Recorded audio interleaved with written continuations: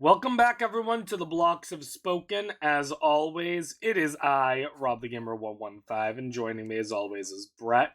Brett, you ready for another 3 hour marathon?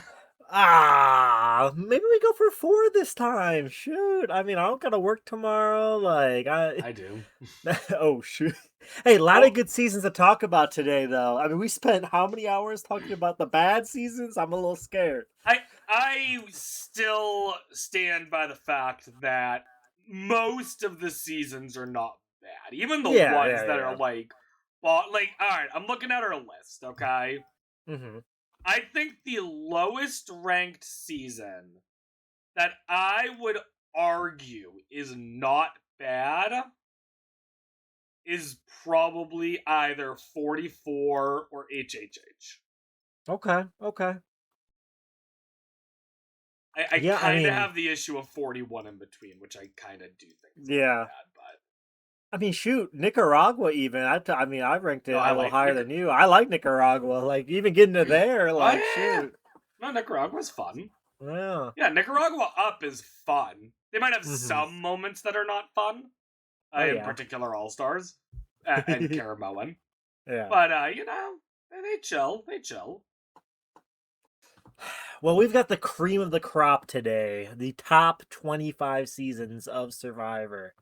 Uh-huh. A And lot real of, quick yeah. before we get into it, just to do a rundown of the top 25 in no particular order. These are the seasons we will be talking about at some point today. In order, chronologically, at some point in our top 25, Borneo, Australia, Amazon, Pearl Islands, Panama, Cook Islands, China, Micronesia, Gabon, Tocantins, Heroes vs. Villains, South Pacific, Philippines, Blood vs. Water, Cagayan, San Juan del Sur, Second Chance, Co Wrong, Millennials vs. Gen X, David vs. Goliath, Edge of Extinction, Winners at War, 46, 47, and 50. All It's right, all also worth right. noting after watching Peridium's video today on the rankings, I think we put 45 low, but Hey, that's I guess I put it a little higher than you, but I have it ranked like as my, I guess maybe it's my fourth favorite New Era season. I don't know where you have it at, but uh I think I have it as my second least favorite, oh, okay, which okay. I'm regretting deeply now. Yeah. But I was reminded just of everything that happened in 45. 45 is fun. But either Oh, way, yeah. that's neither here nor there. Brett, what's at 25th place? All righty. Well, this season, I will say, we are very closely aligned with this ranking. Okay, we have this season ranked one spot difference is what this season is ranked between us. So in 25th place, we have Survivor Australia, ranked 27th for me, 26th for you. Season number 2, coming in at number Oh, 25. you have it at 27th. Oh, I thought you had it one above me, not one below me. No, no, you got 26, I got 27. Okay, interesting. All right. So, yeah, I will say out of all the like original seasons, which to me, original seasons being like 1 through 7, Australia is one of the best casts. Oh, yeah. Australia's cast is fun. I mean, just look at how many times all of those people have been brought back. Like, I think it has like Mhm. the most returnees or something. I remember reading that back in the day when I was like trying to, binge watch all of Survivor. Like, I remember Mhm. reading something like, "Yeah, you got to watch Australia because like half the cast comes back." Oh, You it know? truly is half the cast. 8 out of 16 of them return at least once. Yeah, that is It is wild. wild. Mm-hmm. I mean, and even among the ones who do not return, you have some interesting people that you get to see. You get Elizabeth, you get Keith, is it? I think it's Keith, right? I think so. Yeah, you get Keith. They're both interesting to see. I kind of get a kick out of Deb, even though she's like an early boot, if not the first boot. I'm forgetting that. Uh, I was rewatching the early parts of Australia with some friends, and I was just reminded of how fun Australia is. You know, Oh yeah, I mean, just such a good cast. A lot of good. I mean, I think I saw something a couple days ago. It still holds the record for the longest season because they had all hmm that like stuff. Was it like for 42 American days? Survivor, Yeah, for yeah, yeah. American Survivor. Yeah, yeah, yeah, yeah. I know But yeah, Australia, like Australia Survivor goes crazy with the amount of days. let's But be. It's fun. It makes it funny because if you think to yourself, like, all right, out of all of the people who have played the American version of Survivor, which player has lasted on average the longest? Meaning, like, if they're a returning player, you take the number of days they've lasted each of their seasons and you average it together. And the winner is Keith from yeah, yeah, Australia yeah. I think I saw because something he about that the played other day. Yeah. one time and was voted out on day 41, Hmm. literally making it impossible for anyone to beat him. Yeah, that is why. I mean, Because both Tina and Colby have returned and had lower placements that brought their averages down. yeah, that is crazy. It's a hilarious. It's one of my favorite random trivia moments in Survivor. It's Yeah. like it's one of those things you wouldn't really think about it too much, but once it's pointed out to you, you kind of never forget. Hmm. But Yeah, that. you have the fire, you have Mike falling in the fire, you have the flooding, you have oh boy, so many different things. So yeah, Yeah, no, it just is a fun season. It's very a solid. little. I will say it does suck that arguably what could have been the most epic moment of the season is not on video. Yeah. Insofar as Tina pulling in Colby, uh, during a pre-merge tribal Oh, wasn't it when they were like to walking the tribal or something? Like they yeah. weren't supposed to be. Yeah, yeah, yeah, yeah. Yeah, so there was basically, and I remember this because I just rewatched this not that long ago. But basically, it was looking for a while like there was an alliance of four, and that on the outs was Tina and Keith being the two older people. And Tina was trying to get, I think it was Mitchell, to join her and Keith. Mitchell wasn't having any of it. Finally, on the way to Tribal, Tina convinces Colby to flip with them. The three of them vote, and it's a 3-3 tie. And because of the tie rules at the time, whichever player had the most votes previously cast against them would be voted out, which let Tina, Keith, and Colby take control of the tribe. And Yeah, it's like, that is the masterpiece moment of Tina, and it's not on video. And it yeah, sucks. very. Yeah. No, I remember hearing about that too. I mean, Mm-hmm. just such a great cast, such a great. I mean, the final two as well, coming down to one vote. Like, Mm-hmm. I don't know. Maybe it should be ranked higher. I'm feeling good. Like 25, I think is a good placement still, though. Oh, I'm pretty happy with where I have it because there are seasons that I do think are better, and I've said it last time, but it bears repeating. For me personally, I'm someone who's really interested in like the strategic maneuverability of the players, and old school seasons just do not have the same level of strategy as new eras, or not. I won't say new era because that's not what I mean, but like of newer seasons. Like to me, once you get to around, I would say starting with like season 4, I would actually say even 13. I would say starting with season 13 is when you start getting more complex strategy that gets interesting. Yeah, no, I get what you mean. Like, there's a lot more, I guess, like character driven ish.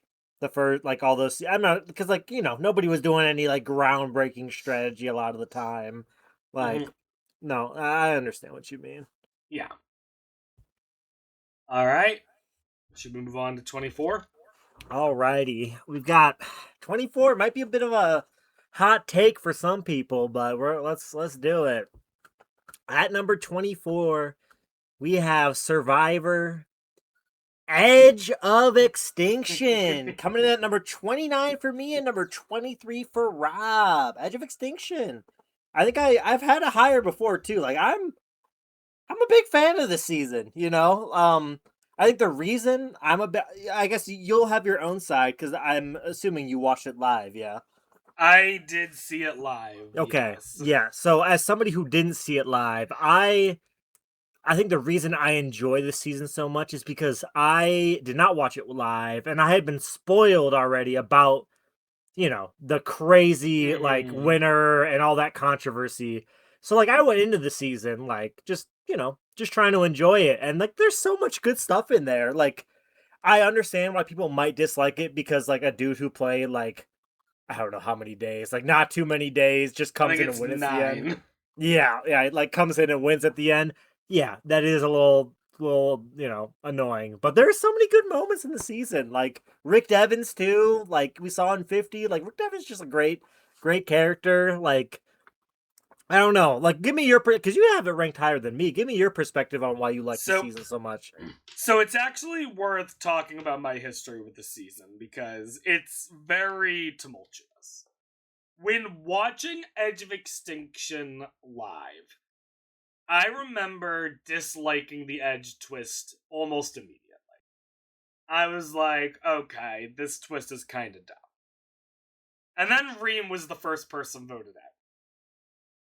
And I remember being like, you know what? We get more Reem. Maybe the Edge isn't so bad. Yeah. So the season continues on from there. We get an early epic blindside of Aubrey, which I remember being shocked about. Didn't give a shit about Chris being voted out because I didn't give two shits about him at the time. Remember being devastated about Rick being voted out. And we get to the point where, Wendy, I remember thinking she's insane. We get to the point where the first Edge challenge comes back and Devens wins it. And I'm like, on cloud 9, I'm like, Devens wins this is awesome. Now they stop the Edge. And they don't. Yeah. And I'm like, okay, not a super big deal. The only thing I kind of dislike at this point about it is that the Edge is taking time away from the actual episode. Mm-hmm. But whatever. The season continues, and I am having a blast because of all the insane antics that are happening. You have what's her name? Julia? I think it's Julie having one of the craziest tribals where there's a live tribal going on. She's in one group, and all of a sudden she's like, you know what? Fuck it, I'm jumping ship. Runs over to the other group. It's like, I want to work with you. Well, now it's like, what the fuck is going on? One of the only, it is a rare time where a season has returning players on it, and not a single returning player makes the final tribal council. That is incredibly rare to happen. So for that to happen here, even though there's only 4 returning players, it's still incredibly rare. You think about Redemption Island. 2 returning players, one of them makes it to the end. Yep. South Pacific, 2 returning players, one of them makes it to the end. Mm-hmm. There's 4 here and none of them make it to the end. Yep. So I'm loving the season. We get to the end, and Chris comes back. I'm like, I don't even fucking know who this is. Who the fuck is Chris?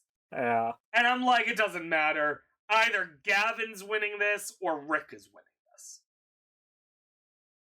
And then that didn't happen. Yeah. And I remember the moment the last vote is revealed, showing Chris as the winner. I stood up and I said, I wasted 10 hours of my life watching this adventure for none of it to matter.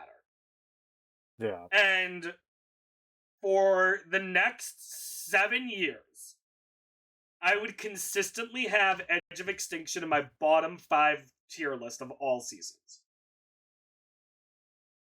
Because I felt like the whole season was a waste of time because you could watch the first 2 episodes and the finale and get the entire story of the winner. Mm-hmm.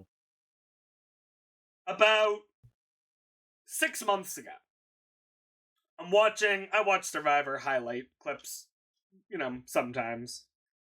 And all of a sudden, in these clips, I'm seeing moments from Edge of Extinction.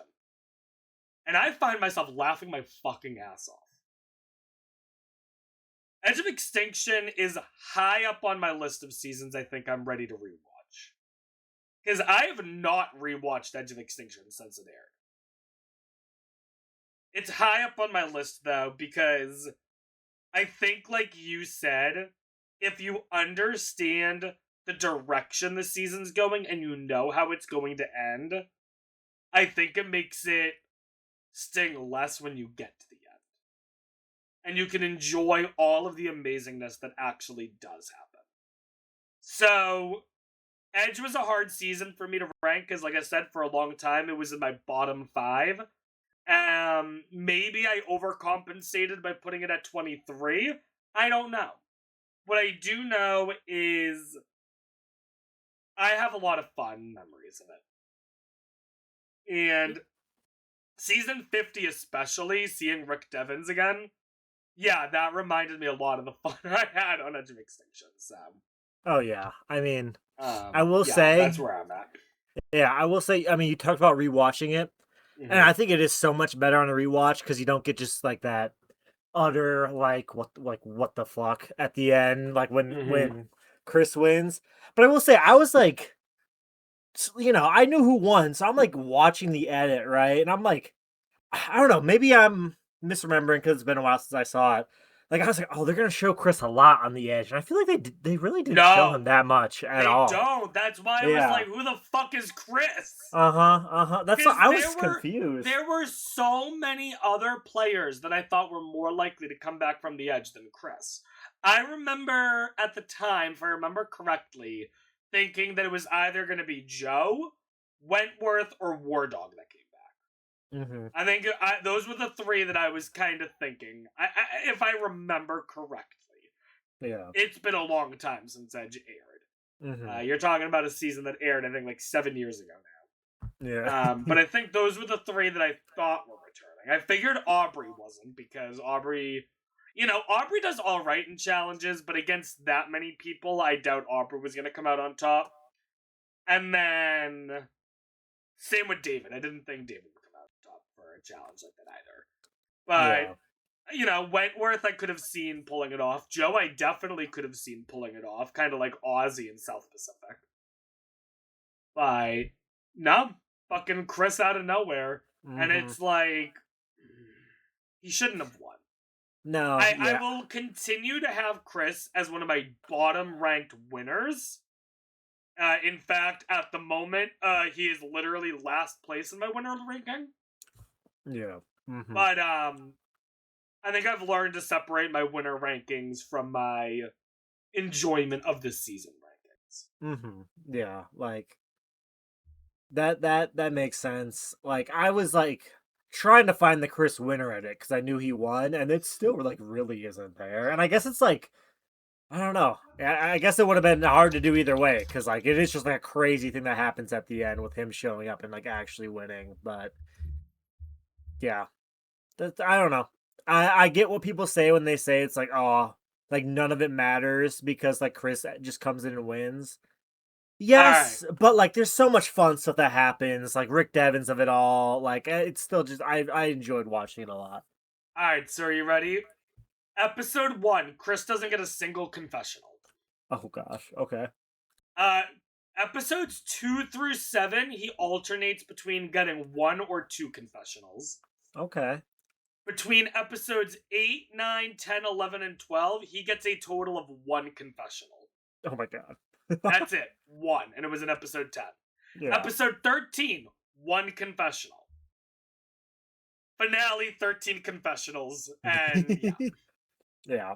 Okay. 1, 2, 3, 4, 5, 6, 7, 8, 9 players on the season had more confessionals than Chris. Yeah.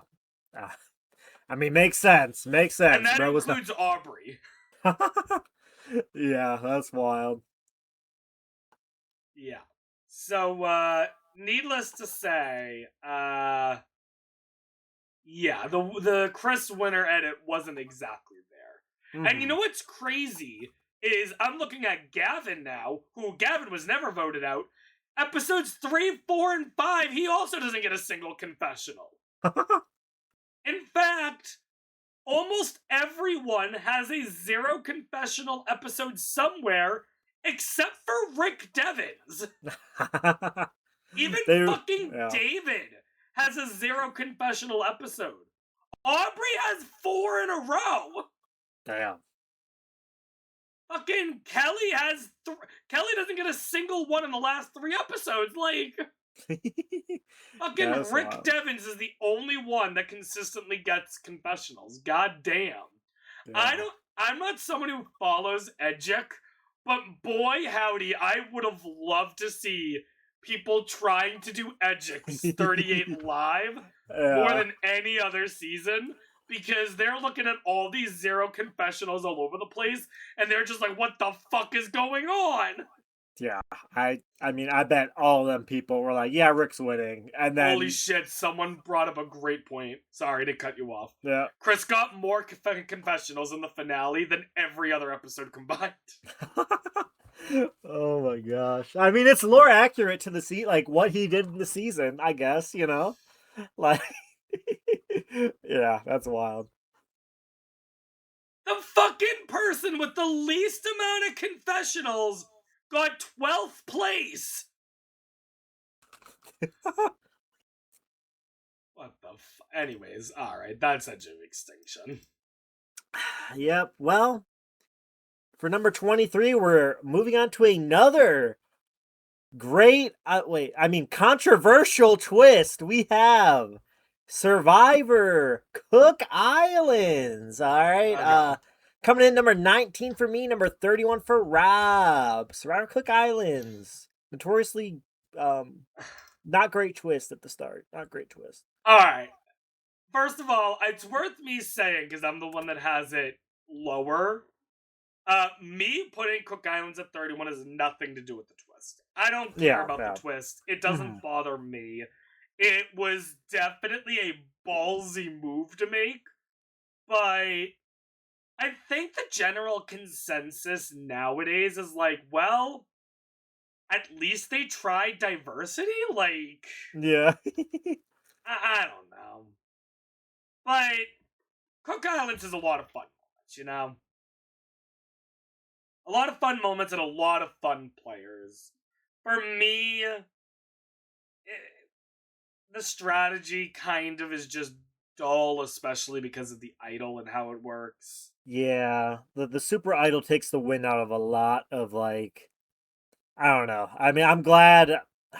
What season? I don't remember what season they got rid of, like, I don't know if it was the next season or the season after they got rid of, like, the super idol, but like... the super idol appears predominantly in 12 season Panama and Cook Islands. Okay. And then doesn't appear again until Cagayan. Mm-hmm. And then kind of appears in Korra. Okay. Yeah, I mean, I was rooting for Yule when I was watching it, so, like, I didn't have too big of a problem about the super idol, but, like, looking back, it's just like, okay, like, it's just so overpowered. Mm-hmm. Yeah, it's a tricky situation because, you know, you have a fun cast. You have Yule, you have Ozzy, you have Parvati, you have Candace, you have Penner. Oh my god, how can I forget Penner? Billy Garcia in, like, the first couple episodes. Billy Garcia, Cowboy. Mm-hmm. You have an epic fire showdown at the end. Oh god.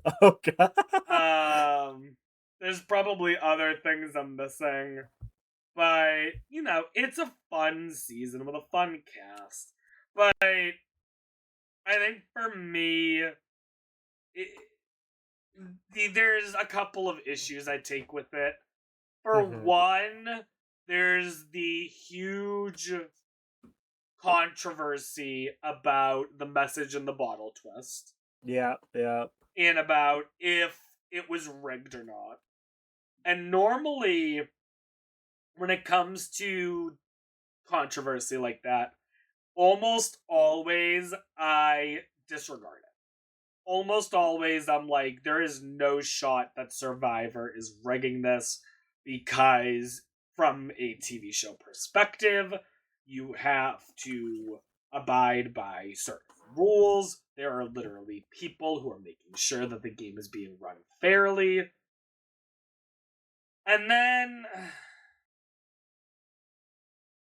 you question this one, because you really do question if the other tribe lost and they only had, 4 people? Yep. If they only had 4 people and they had to go down to 3, are you seriously telling me that that note was going to say, now you 3 are immediately coming down to 2? Maybe, but I really have a hard time believing that. Yeah, a little fishy, like, I no, doubt anything is weird about it. I'm sure it is all by the book, but it certainly is questionable. for sure. Like, I don't know. I like Cook Islands a lot. I think I used to have it ranked even higher than I do now. I've kind of been like, I don't know, the strategy of it. Like, there's nothing crazy. It's just kind of the was it I2? Was that the name of the tribe? I-2-4, yeah. I-2-4, kind of steamrolling to the end. But like, you know, a lot of great characters. The strategy's a little lacking. Like, I love Yule, love Ozzy.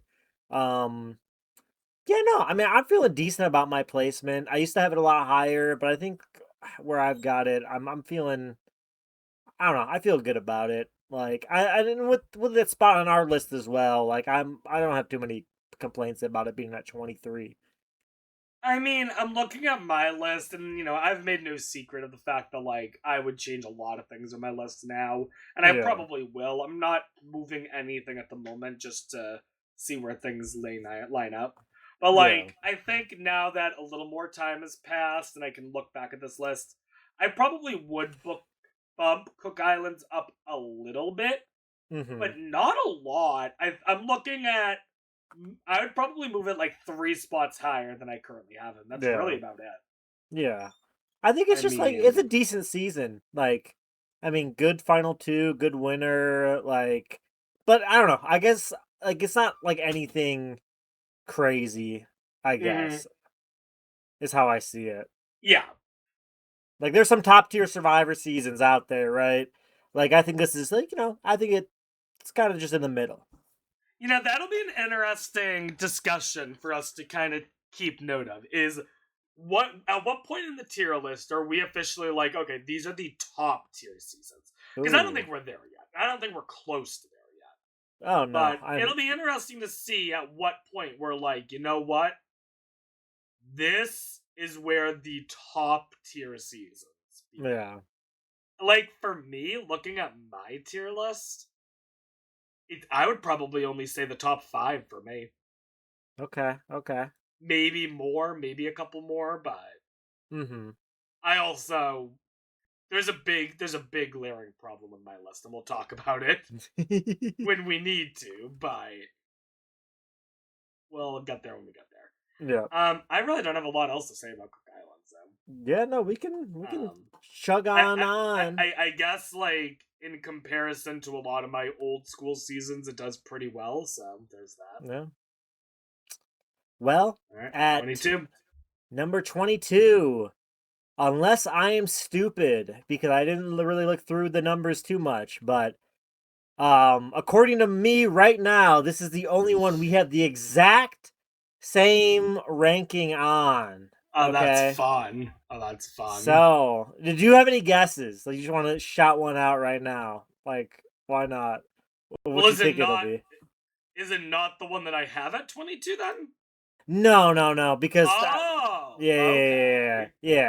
All right, hang on. The number is different. The number is different than 22. It's just we have the same number, and this is how it kind of mathed out, right? All right, then I'm guessing it's either that one or that one. I'm gonna guess this one. Alright, you want me to guess? Yeah. 47. Welcome to Survivor 47, coming in at number 25 for me and Rob. Right on the money. I feel great about this placement. Like, I like 47. 47's, for New Era, it's fun. Yeah, no, I had a great time with this season. I mean, from the premiere, it just comes out swinging. We got Andy at like his little thing at the start. There's a very good cast. hmm I can't explain it in words at the moment, but near the beginning of every season, there's always that one player that I find myself connected to that like almost everyone else in the fandom seems to be sleeping on, okay? Mm-hmm. I fucking loved Caroline. Oh, hell yeah. Like, I don't know what it was, but from the beginning, I was like, holy shit, Caroline's winning this season. Mm-hmm. Because I viewed it as Caroline and Sue are this dynamic duo, but Sue is the louder personality and therefore is a fantastic shield for Caroline. Was devastated when Caroline got taken out. Yeah, I mean, honestly, fucking Operation Italy. I mean, honestly, she might have won if. So I think Operation Italy's original plan was to take out Rachel at that vote, but she won immunity. So Caroline's the one that got the bullet there. I forgot Rachel was the original target. She won immunity, so it switched over to Caroline. Because like Rachel goes there, I could see Caroline. I mean, maybe she doesn't comp beast her way to the end, kind of like Rachel does, but no, she probably doesn't. But you figure, let's say Rachel. All right, I have the boot list up now, so I can actually talk about this. Okay. If Rachel goes at 7th and Caroline makes it to the top 6, right? Mm-hmm. First of all, you have Caroline and Sue, who I really doubt are ever flipping on each other. Mm-hmm. Then, if I remember correctly, Rachel was allied with Sam. Yeah, who was involved in Operation? Okay, well, Sam.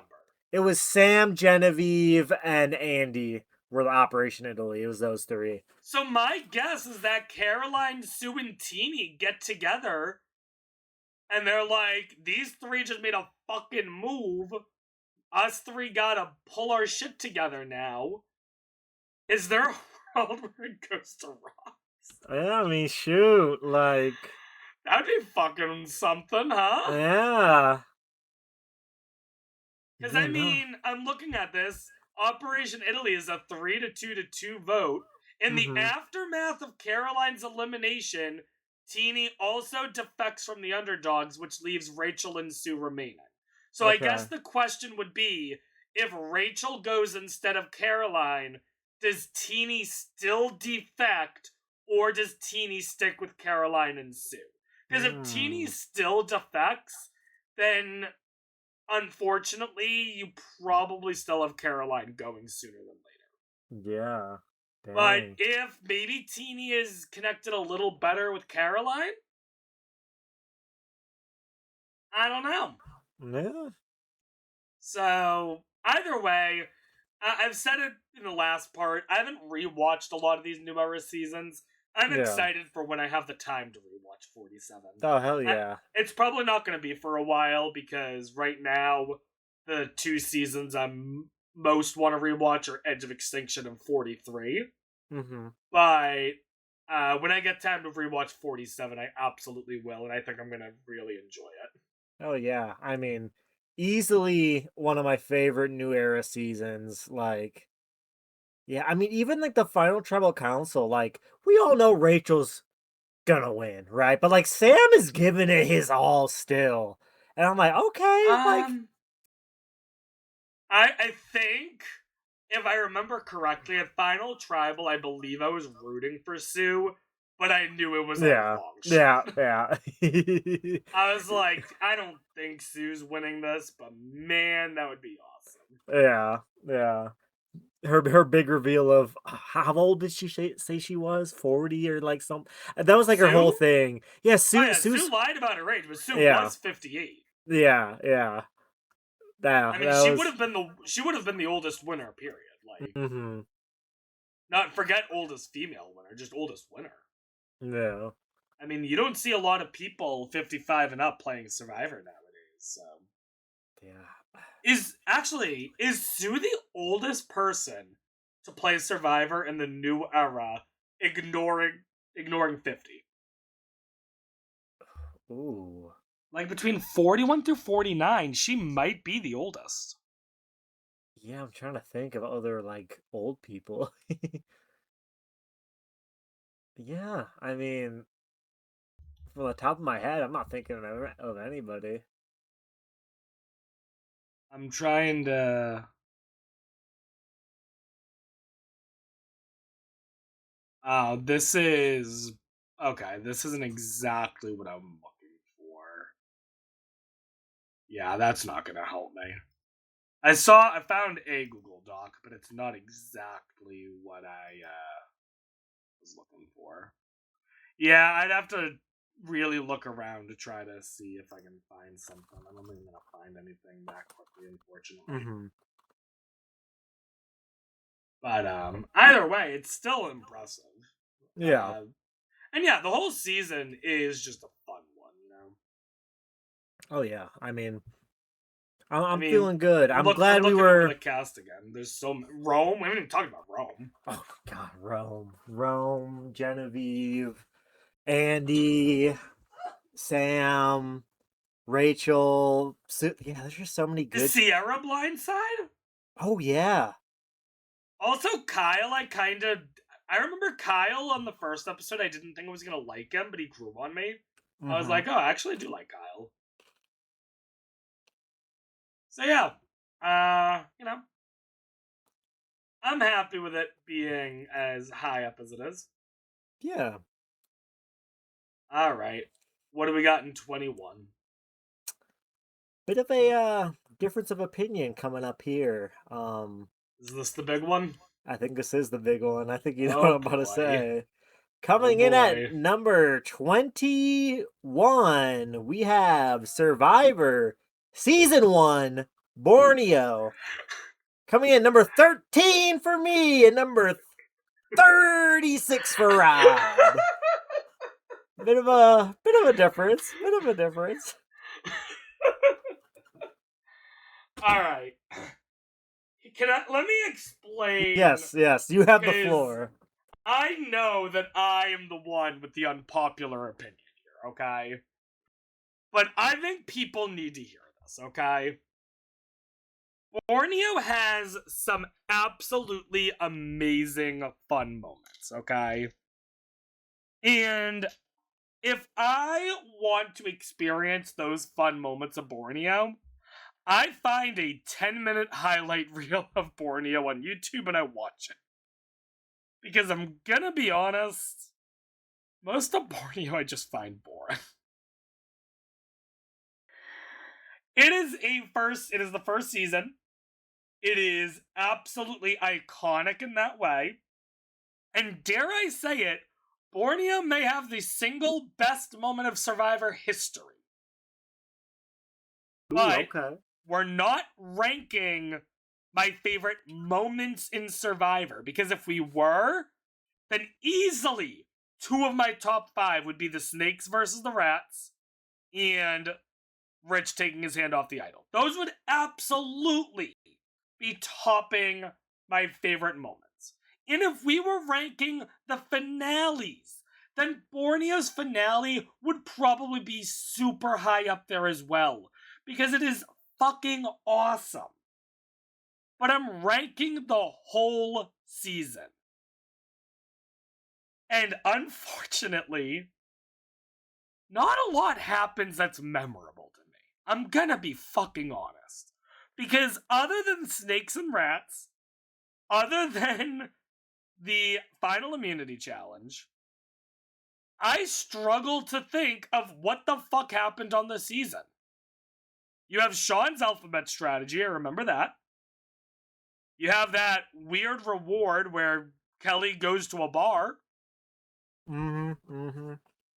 And the only other thing I really remember is the wild 4-1 to 1 to 1 to 1 to 1 to 1 vote, which is fucking also hilarious.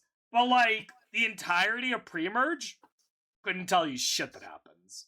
Couple funny moments here or there, funny one-liners. But, like, overall, I'm looking at Australia. I think Australia has a funnier cast. I would watch Australia over Borneo. I look at Africa, which we have ranked together at 33, and I'm over here like Africa even might be better than Borneo. I put Borneo above Africa, but I could see an argument where I don't. Okay. That's my take on Borneo. Just because something is the first of something doesn't make it immediately amazing. Like, I'll, this is a very different topic entirely, but just to bring up a point. A project I've been working on for several years now, and this is going to sound fucking wild to you, okay? Is I've slowly been ranking all episodes of the TV show Pokemon. Oh. There are over 1,200 episodes. Damn.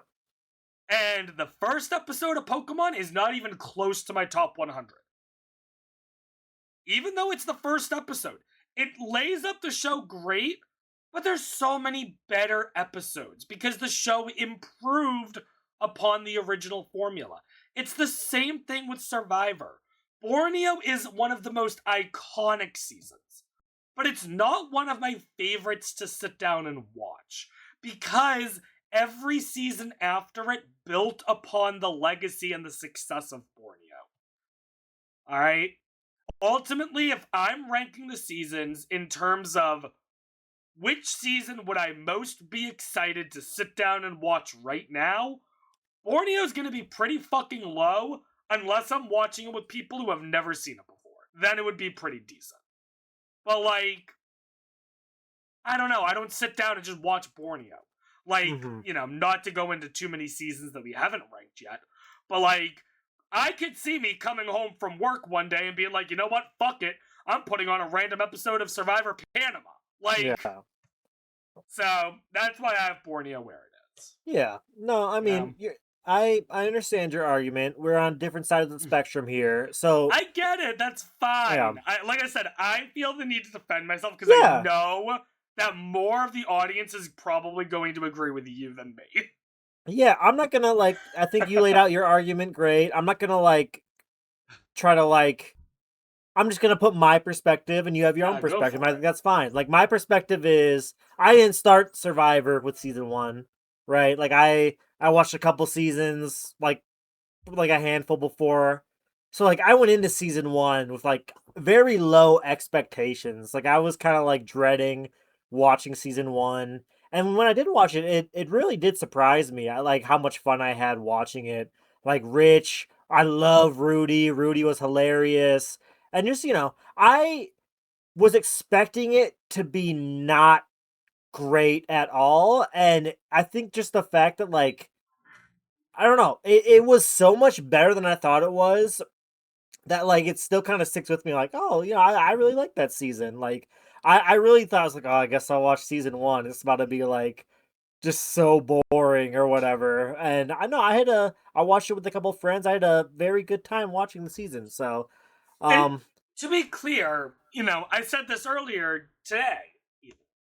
I don't think there's a lot of seasons of Survivor I would consider bad. I don't consider Borneo bad. I don't even consider Borneo boring necessarily. I'm just saying compared to other seasons. You know what I mean? Yeah. Like, I think there's more exciting things that are happening in seasons that we have not yet ranked than Borneo. So, yeah. I get it. Do I have Borneo maybe too low? Absolutely. Because right on my own tier listing, if people have been keeping track, right above Borneo, I put 45, 44, 41, and 43. Borneo almost certainly is better than most, if not all. Oh! See, I was going to come at you too hard, but that just, like, shot me in the chest right there a little bit. But, like, I would really struggle. I don't think I think the absolute highest I could probably put Borneo is like maybe around 25th place. I don't think Borneo would ever be in my top 25. Well, don't do that. You can't ruin our having the same 25th, all right? Fine, I'll put it at 26th, okay? Okay, okay. Like I said, Good it deal. probably won't be top 25. Yeah. But yeah, that's Borneo. I think you have difference of opinion exists, and I think you laid out your argument for why you feel that way in a very good way. So yeah, want to move on to number 20? Number 20? Yeah, let's get into our top 20. Top 20. Alrighty. Top 20. At number 20, we have Survivor Philippines, ranked number 22 for me and number 27 for Rob. Survivor Philippines. Another season, we were talking about it before, where a returning player makes it to the end. I mean, this time they didn't win, and it's probably for the best. Probably for the best. I mean, it's worth saying, when I said that statistic earlier, it's something like, in just about every season where there are returning players, at least one makes it to the end. Mm-hmm. However, it's about 50-50 on if they win or not. Yeah, I mean, we got Guatemala, too. That was one that came to mind when you were talking about that. Guatemala, Stephanie makes it to the end, does not win. But yeah, Philippines is fun. Philippines is actually a season that I've previously had ranked much higher. Yeah. Like, I've had Philippines ranked, I think, as high as like 15. Yeah. Philippines is fun. The returning players, I will obviously, I love Penner. Not a big fan of Mike. Yeah. And Russell Swan. Russell Swan. Yeah. You know what? I think for the story of Philippines, Russell Swan being there is perfect. Oh yeah, I mean the way he goes out too, their tribe just keeps losing, and then because he's, I'm trying to remember. I don't know if I'm remembering correctly. Is he like the last person voted? Because he was on the Malcolm and Denise tribe, right? Was he? He was on the Malcolm and Denise tribe. Yep. And he was the last person voted out. So when there were three people, Malcolm and Denise voted them out. Yeah, I mean, that's a great little story arc for him. It's just like this, like everything just went wrong for him this season. It's I'm curious because I don't know why this just popped in my head. All right, this might be a wild fucking comparison, so bear with me. Okay. Russell Swan on Philippines is like Banu in New Era. Are you saying he won 1 million hearts? He won 1 million hearts? Is that what we're saying? I mean, I don't think either necessarily won 1 million hearts, to be honest. But I think both of them certainly made the pre-merge interesting. Yeah, I see where you're going with that. Earlier I was talking about my favorite single moments in Survivor history. Yeah. Philippines has possibly my favorite underrated moment. Ooh. I don't remember exactly how it went, but I think it was like Carter saying something to Philippines, and it's like, so do we target this person or Penner? And he's talking to Penner. It's just like, that is fucking funny. Yeah, I'm gonna see that. Yeah. God, Philippines is good. I can see myself putting it up higher too. I very good cast. Abby Maria exists. Like, oh, that's what it was.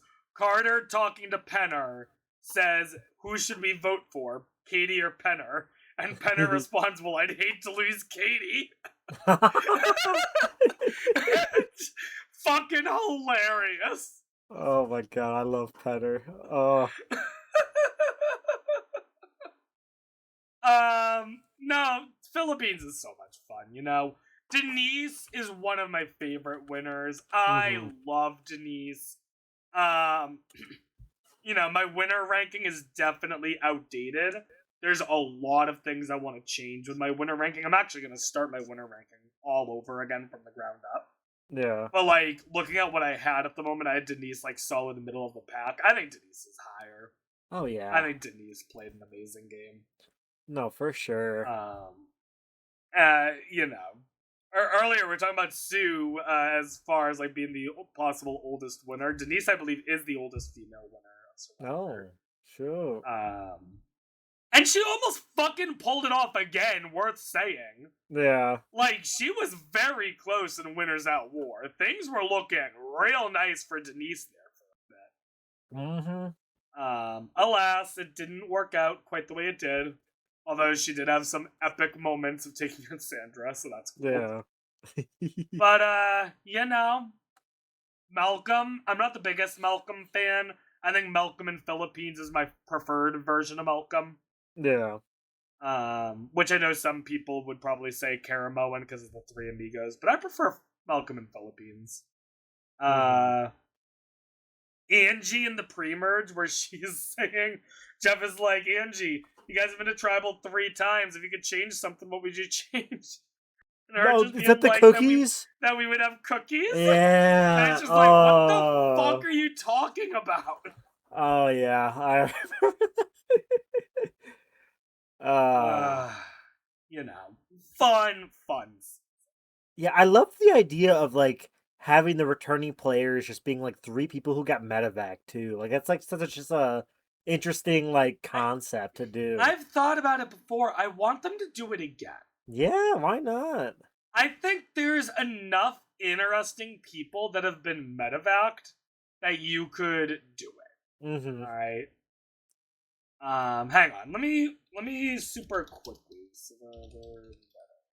All right. Who's that dude that fell from the rock in one of the New Era seasons? I'm trying to remember. All right, hang on. I'm looking at the people who've been medevaced. I will tell you my top 3 picks. You ready? Okay. All right. I'm keeping in mind I'm not going to choose people who were... I personally believe that this format only works if they're not returning players. Yeah. Like, I think Penner coming back is more powerful than the other 2. Because Penner had already been twice.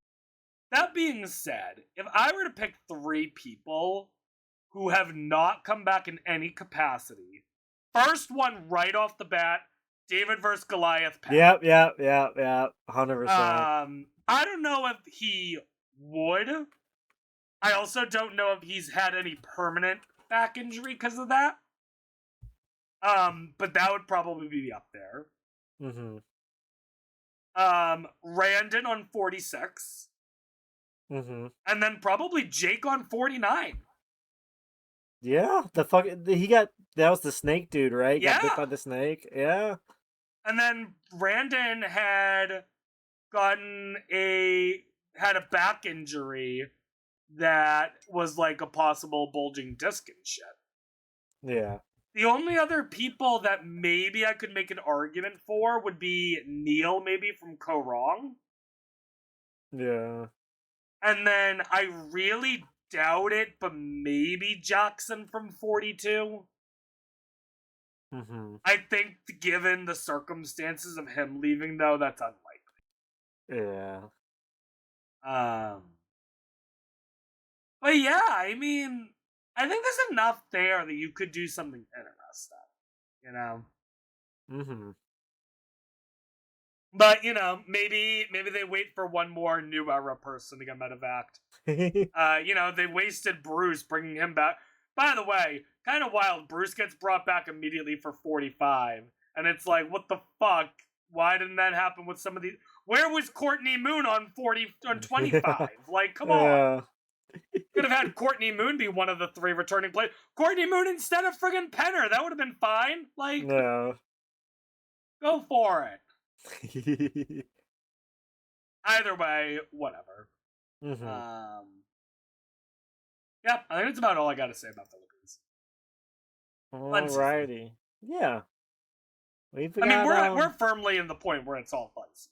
Oh yeah, I've got no bad blood with any season left on here. No matter if our rankings are like crazy different or not. Like, I think we've entered the territory of like, I don't think I've got much arguing left in me of being like, oh, this is like, I don't know. I feel like a lot of these, we're just in like good season territory, I feel like.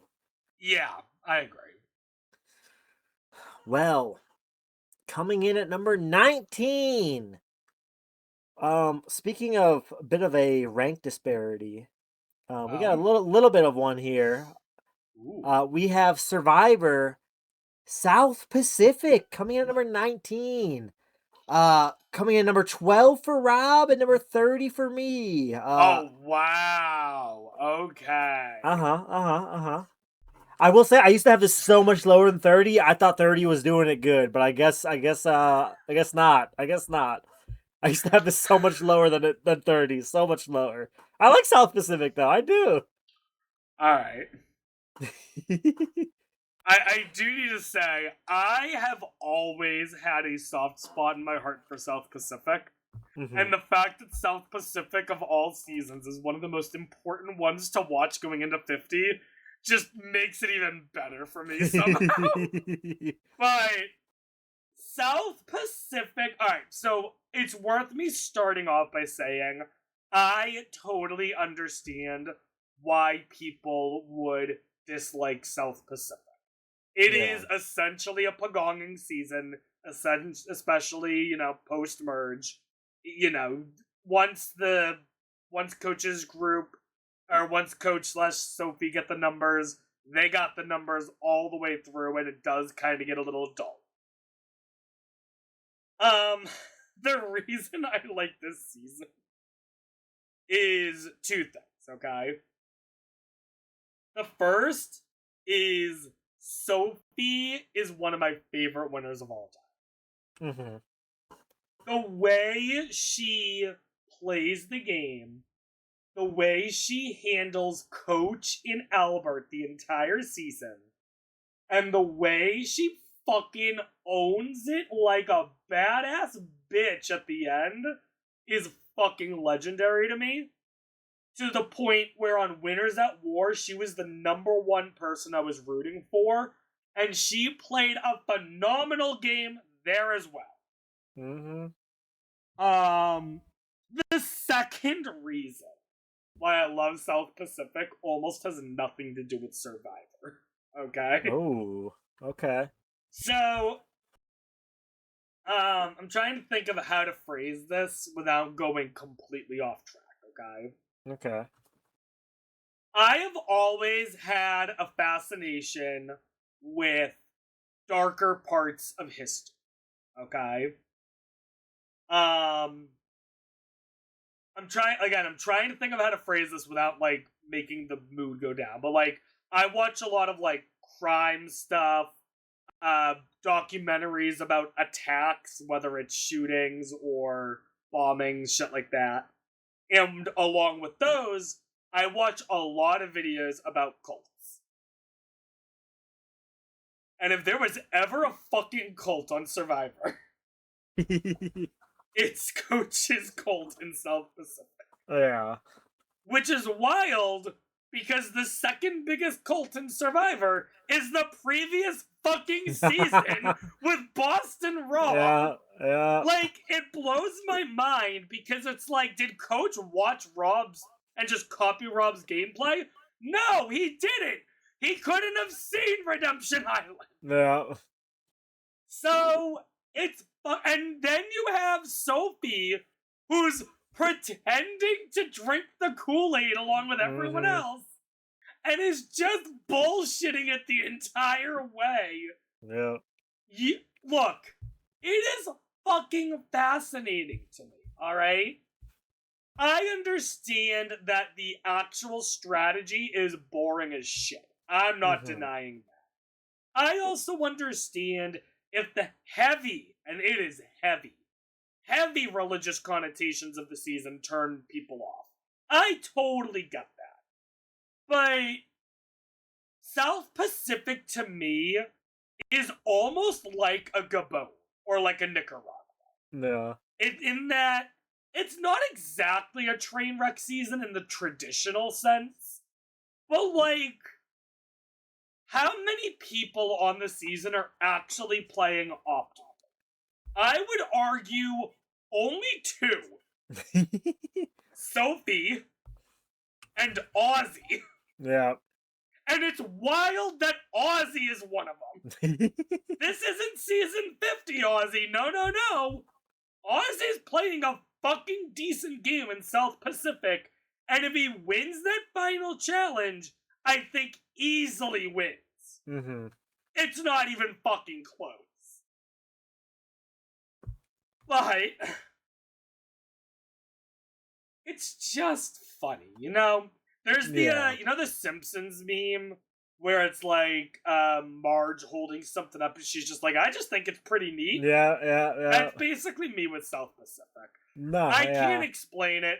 South Pacific, there are times where South Pacific will be in my top 10 list. I could honestly probably even tell you right now that I would put it higher.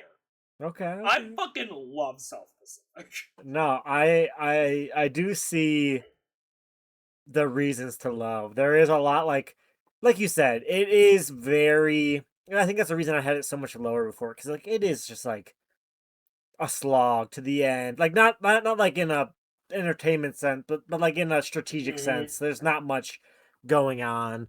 But when you like take a step back and look at it and as like just like a like just watching what these people are like just this cult forming and like Brandon gives up immunity. Yeah, and voted out.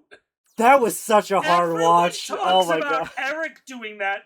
Everyone forgets Brandon did the same fucking thing. That was like one of the most like, oh my, I felt so like that was bad. It sucks because if fucking Brandon isn't on Caramoan and that's Brandon's legacy, it is way funnier, you know? Oh yeah. But unfortunately, nowadays, whenever you talk about Brandon Hantz, it's not about his South Pacific game, which, by the way, I'll say it right now. Brandon Hantz is probably playing the 3rd best game in South Pacific. Yeah, I mean, he has more win equity than fucking, like, Russell does in his seasons. Like, if Brandon makes it to the end, he could win. He has more win equity than Coach. He has more win equity than Albert. Mm-hmm. I think if Brandon makes it to the end, if you swap Brandon and Sophie, I think Brandon wins the season. Yeah. And you know what's fucking wild? I think Brandon wins the season, and Russell Hantz is pissed about it. Yeah. I think that's what makes me so frustrated about Brandon being on Caramoan, is you can tell that the mistake he made, he could have lived with it, but it's Russell and the way Russell fucking dug into him. Yeah. Not just at the finale for South Pacific, but presumably for an entire year that led to Brandon snapping the way he did. Mm-hmm. Alright, I have nothing but pity in my heart for Brandon, and I fully blame Russell for it. Obviously, I don't fucking know what the situation there was, but it is clear to, I think, everyone that Brandon should never have been on Caramoan to begin. He was not in a good psychological state to play the game. He should not have played, and instead, he'd been given more time to relax. Maybe by the time of Second Chance, Brandon could be on the ballot for Second Chance, you know? Mm-hmm. Like, I think bringing him back for Caramoan was a mistake. Yeah. But either way, I fucking love South Pacific. Yeah, no, I see why, like, you have it so high. I don't know how high I could move it. Maybe a bit higher than this, but like I understand. You know what I mean? Like I said, I understand why you have it so low. Mm-hmm. I mean, if I was ranking them on strategy, yeah, South Pacific's way low. And I know it's wild because I'm the one who's been saying, "Oh, I like a season where people are being strategic." I like a season where people are either being strategic or they're being so fucking stupid it's funny. You know what I mean? Yeah. Like, it's so bad that it's good almost. Like, I mean, I don't know where it's going to end up, but we can address the elephant in the room. We have not talked about Gabon yet. Like, yeah. Like, I don't know how high it's going. I'm hoping we are not talking about it for another hour. We'll see. If you have Gabon higher ranked than me, I am thrilled. Because I think Gabon is awesome. But we'll talk about Gabon when we get there. Yeah. Well, should we get there? Oh, is it in time now? No. Oh, Coming in at number 18, we have not Gabon. We have another very similar ranking between me and you. We have Survivor, The Amazon, coming in number 20 for me and number 19 for Rob. Survivor, The Amazon. I'm shocked that we have an old era season that I actually have higher ranked.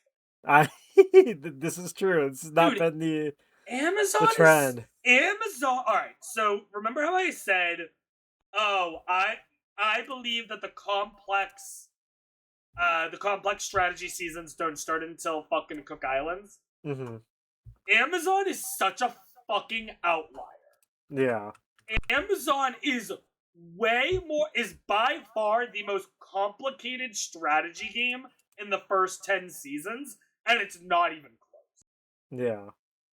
I mean, you have a Rob who, I know everyone else has been saying it. Throw me up there as well. He should have been on 50. Mm-hmm.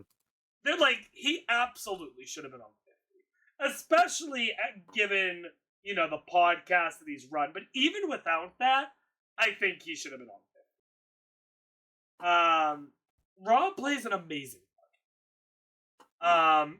Besides me and him sharing a name, I see a lot of parallels between the way he played Survivor in Amazon and the way I play Minecraft Survivor. Yeah. I see a lot of parallels, Mm-hmm.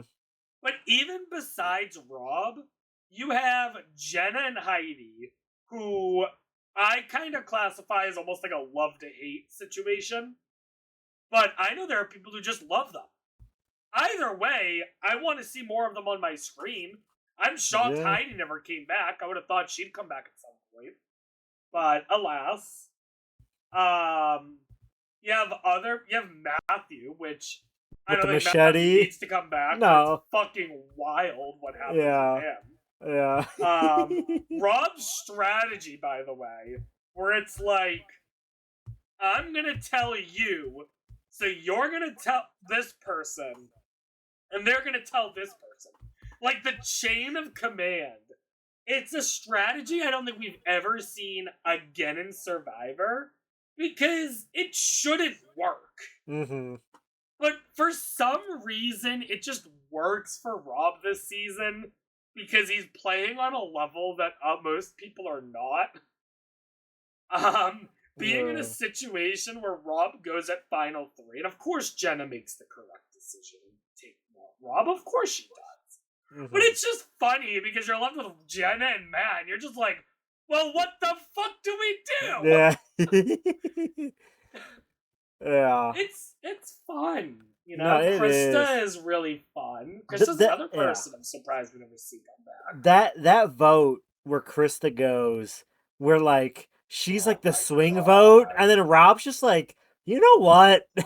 Like, let's just get together and get her out of here instead of having to like deal with her going back and forth. I thought that was so phenomenal. The craziest thing about that though is that taking Krista out only benefits Rob and his side. Mm-hmm. What Jenna and Heidi should have done is gone to Krista immediately and been like, hey, Rob just talked to us. He was asking if we would vote you out. And I bet Krista, who, worth saying, she's not stupid. Mm-hmm. She's actually a decent player. I think Krista is like, you know what? Yeah, I don't like Jenna and Heidi, but A, I'll beat them in the end. Because I do think she beats both Jenna and Heidi. Yeah. And B, if Rob's trying to take me out, then I probably want to take him out. Mm-hmm. So it's just like, what the fuck are we doing? But yeah, Amazon is a fun season. Yeah, I love Amazon. Like, I think I don't know if I binge watched it. This is true, but still in the top 20. And I think I binge watched like the whole season in a day. Like, I just had a great time watching it. Oh my god. I will say there are parts of Amazon that are definitely a product of its time. Oh, for sure, for sure. Um Rob included. oh yeah, I mean the weird confessionals where it's like the guys talking about the girls is just fucking creepy. Yeah. Um I might be on the wrong side of things here. I still think that the getting naked for peanut butter is funny. Like Such an iconic moment. it Yeah. doesn't hurt any, you know? Hmm.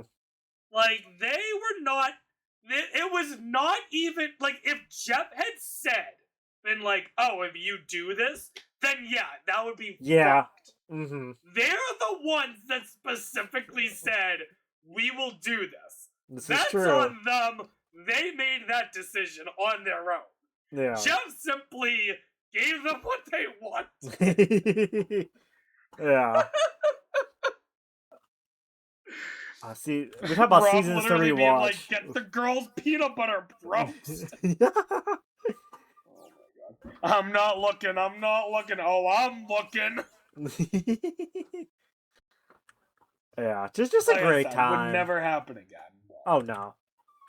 That being said, I do want to see them do more old school challenges like that. Mm-hmm.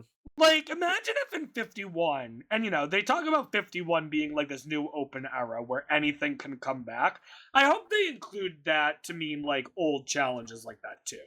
Because, like, Yeah. honestly, in a new school game where the strategy is constantly happening, at a certain point in an immunity challenge like that, you have to ask yourself, what's more important?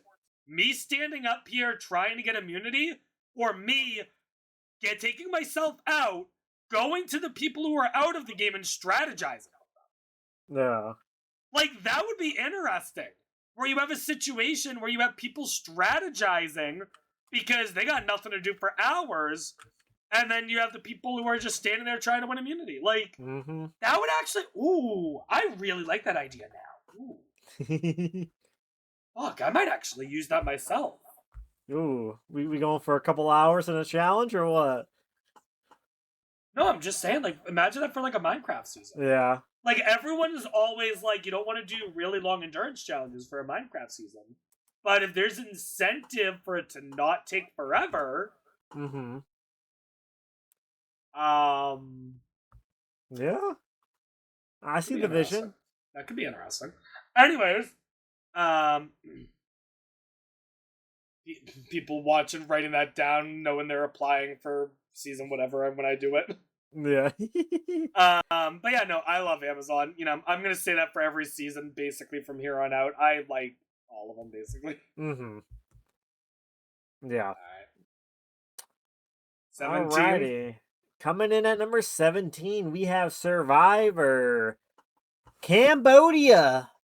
Coming in at number 12 for me, number 21 for Rob. A little bit of a difference. Not too crazy, not too crazy.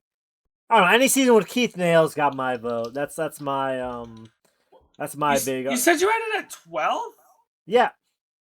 Damn, you have it high.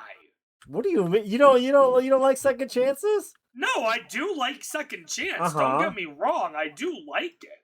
I just think 12th is really high for it. That's all. I mean, I think the season has a lot of iconic moments, good cast. I've seen arguments, people being like, it is kind of like a game body season. Like, I don't take critique with that though. Yeah, I've said this before that I like the strategy. I kind of like the game bots. Yeah, like also, we got. I'm sorry, Jeremy's not a game bot.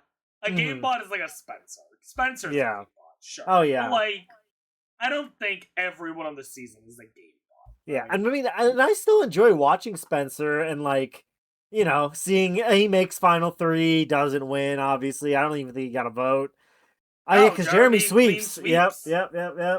And Jeremy plays a perfect game, I believe. I think second chance is just such a travesty that this format has not been brought back because the players truly like there's like a hunger that came in with this season. Like everybody was ready to just like play. I feel like, and like it led to some great moments because they spent months having to campaign to even earn their spot on the season. Yeah. So it's even more than 50, where it's like the people in Second Chance probably entered that season like, I had to earn this spot.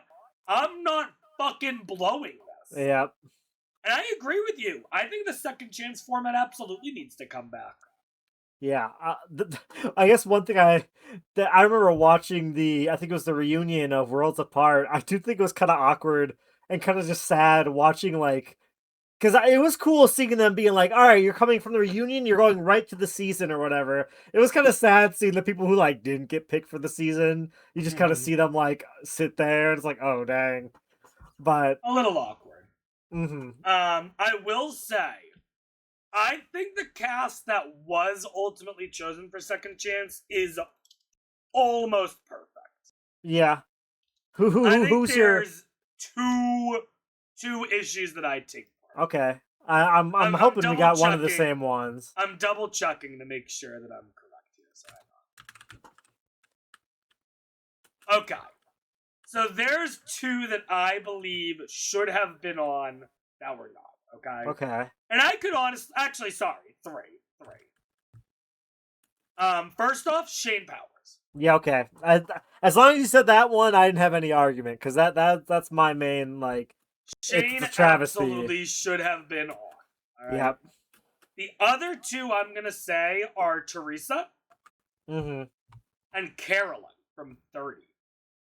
Okay. And I know Carolyn might be a less popular one than the other two, but I truly do believe that Carolyn would have done well on 30.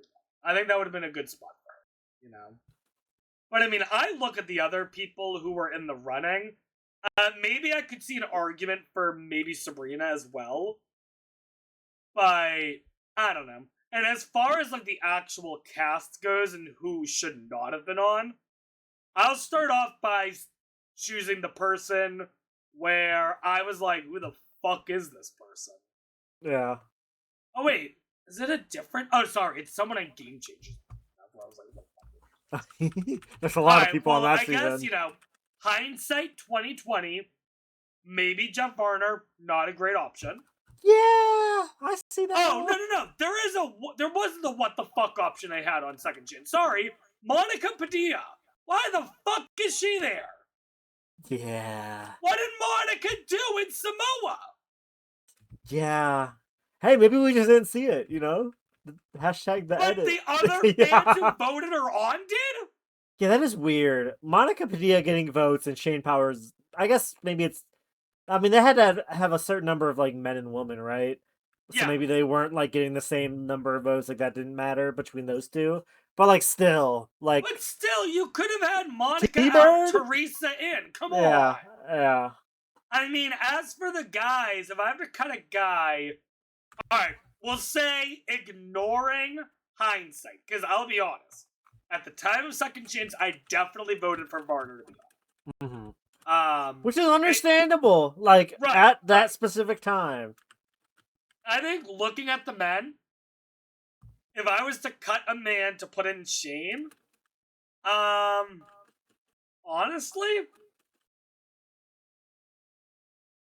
I know I'm gonna be the unpopular person here. Okay. I'd probably cut Joe. Yeah. I mean, I get why he was brought back from that particular season, but or alternatively, maybe Wu. Oh, I don't know. I'd say cut Joe over Wu, but that's just my personal preference. No, I would as well.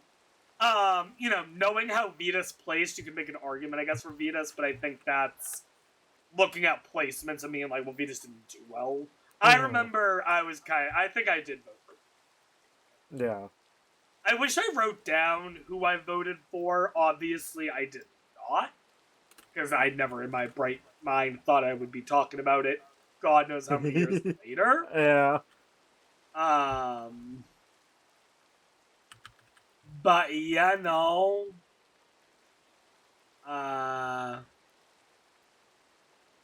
There we go.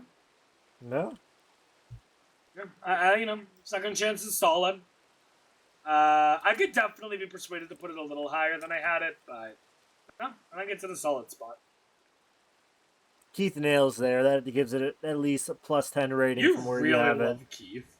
Who doesn't love Keith? You don't love Keith? I mean, Oh, whoa. What does this I mean? Keith is the personification of a season like Gabon. Okay. Keith is not a strategist, but he's a fun person to watch regardless. Yeah. And I think that's the best way to phrase it. I also think I prefer Keith on San Juan del Sur over Second Chance by a lot. Mm-hmm. Which one was the golf cart? I think that was You mean Cambodia, the Tuk right? Tuk? Yeah. The Tuk Tuk is Second Chance. Okay. See, I love that. I love that. I mean, yeah. But I mean, when I think of my favorite Keith Nail moment, it's Stick to the Plan. Of course, yeah. Or him just talking about Wes. Like, dude, next Second Chance, can we have Wes Nail? Hey. That'd be fucking wild. Yeah. Also, I'll save that for when we talk about something. Okay. Because I was gonna get deep in the weeds of San Juan del Sur for a second. Well, do you want to talk about San Juan del Sur? Is it time to?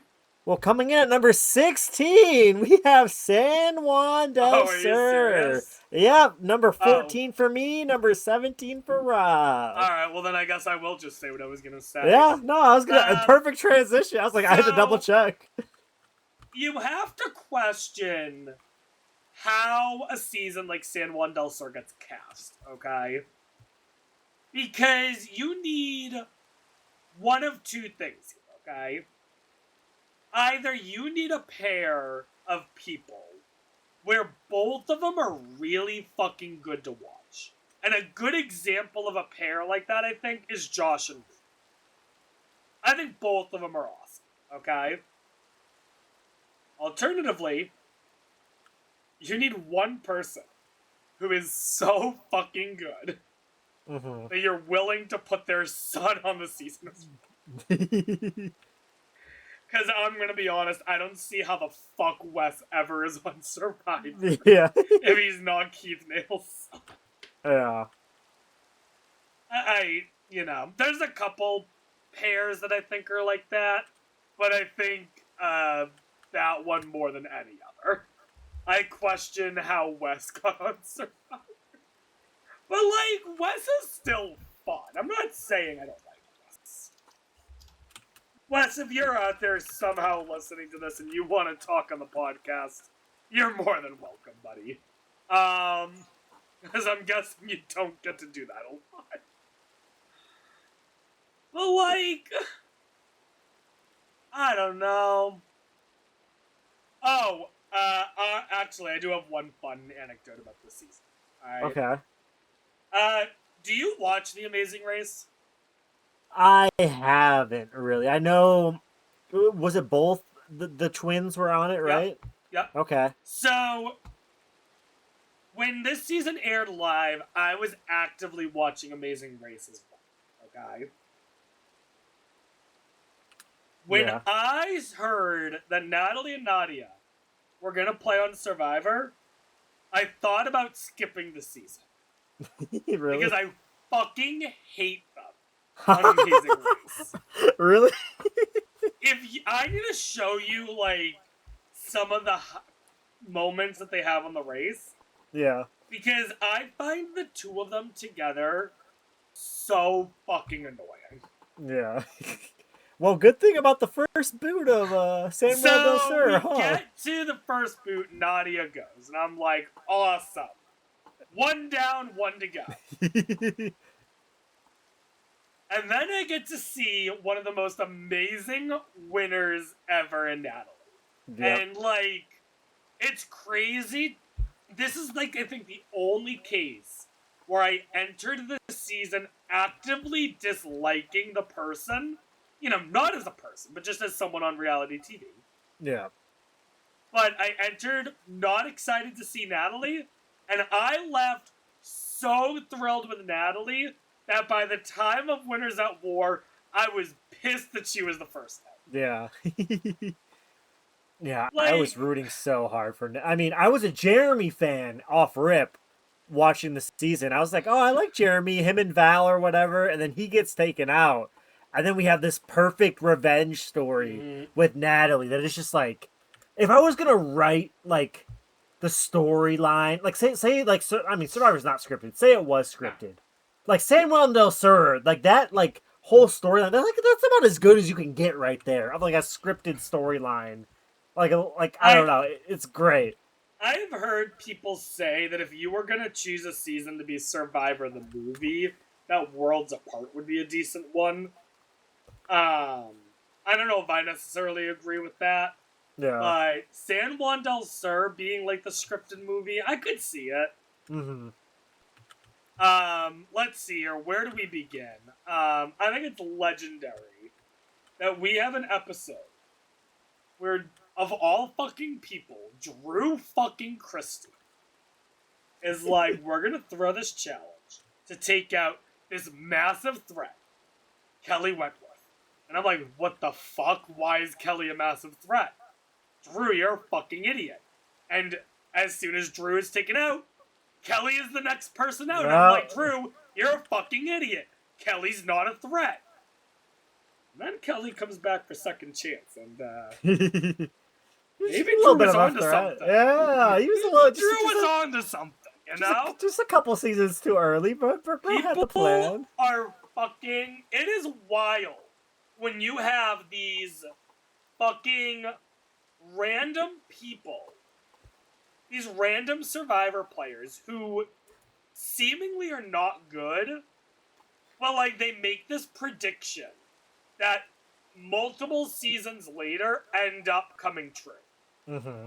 Because, and I know I'm not the first person to draw this comparison. Do you know what I'm about to say? Mm-mm. Drew Christie targeting Wentworth here. And then, the fuck? Was that thunder in the game? God damn, it's a thunderstorm. We got crazy weather going on. I was like, what the hell is going on? Go ahead and clear that.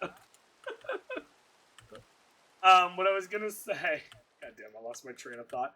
You have Drew Christie predicting Kelly Wentworth. And then in season 46, you have Q. With the Aubrey? Oh, that's petrified great. of a player because she likes Aubrey as a player. Yeah.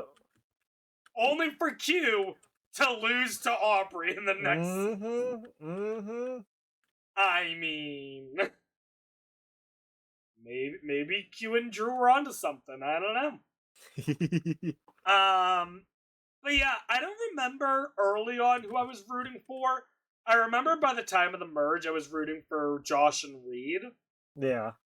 Josh gets voted out. At that point, I'm like, okay, Jeremy's going to be making a deep run.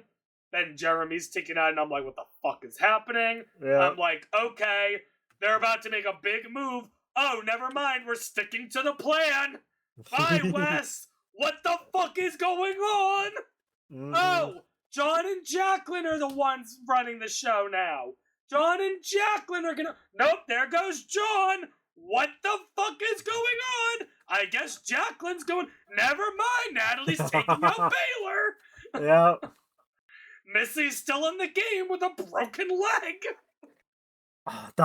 Did you vote for who I told you to vote for? Moment with the idol is just so crazy aura. It like top 10 aura moments in Survivor. At the same time, right?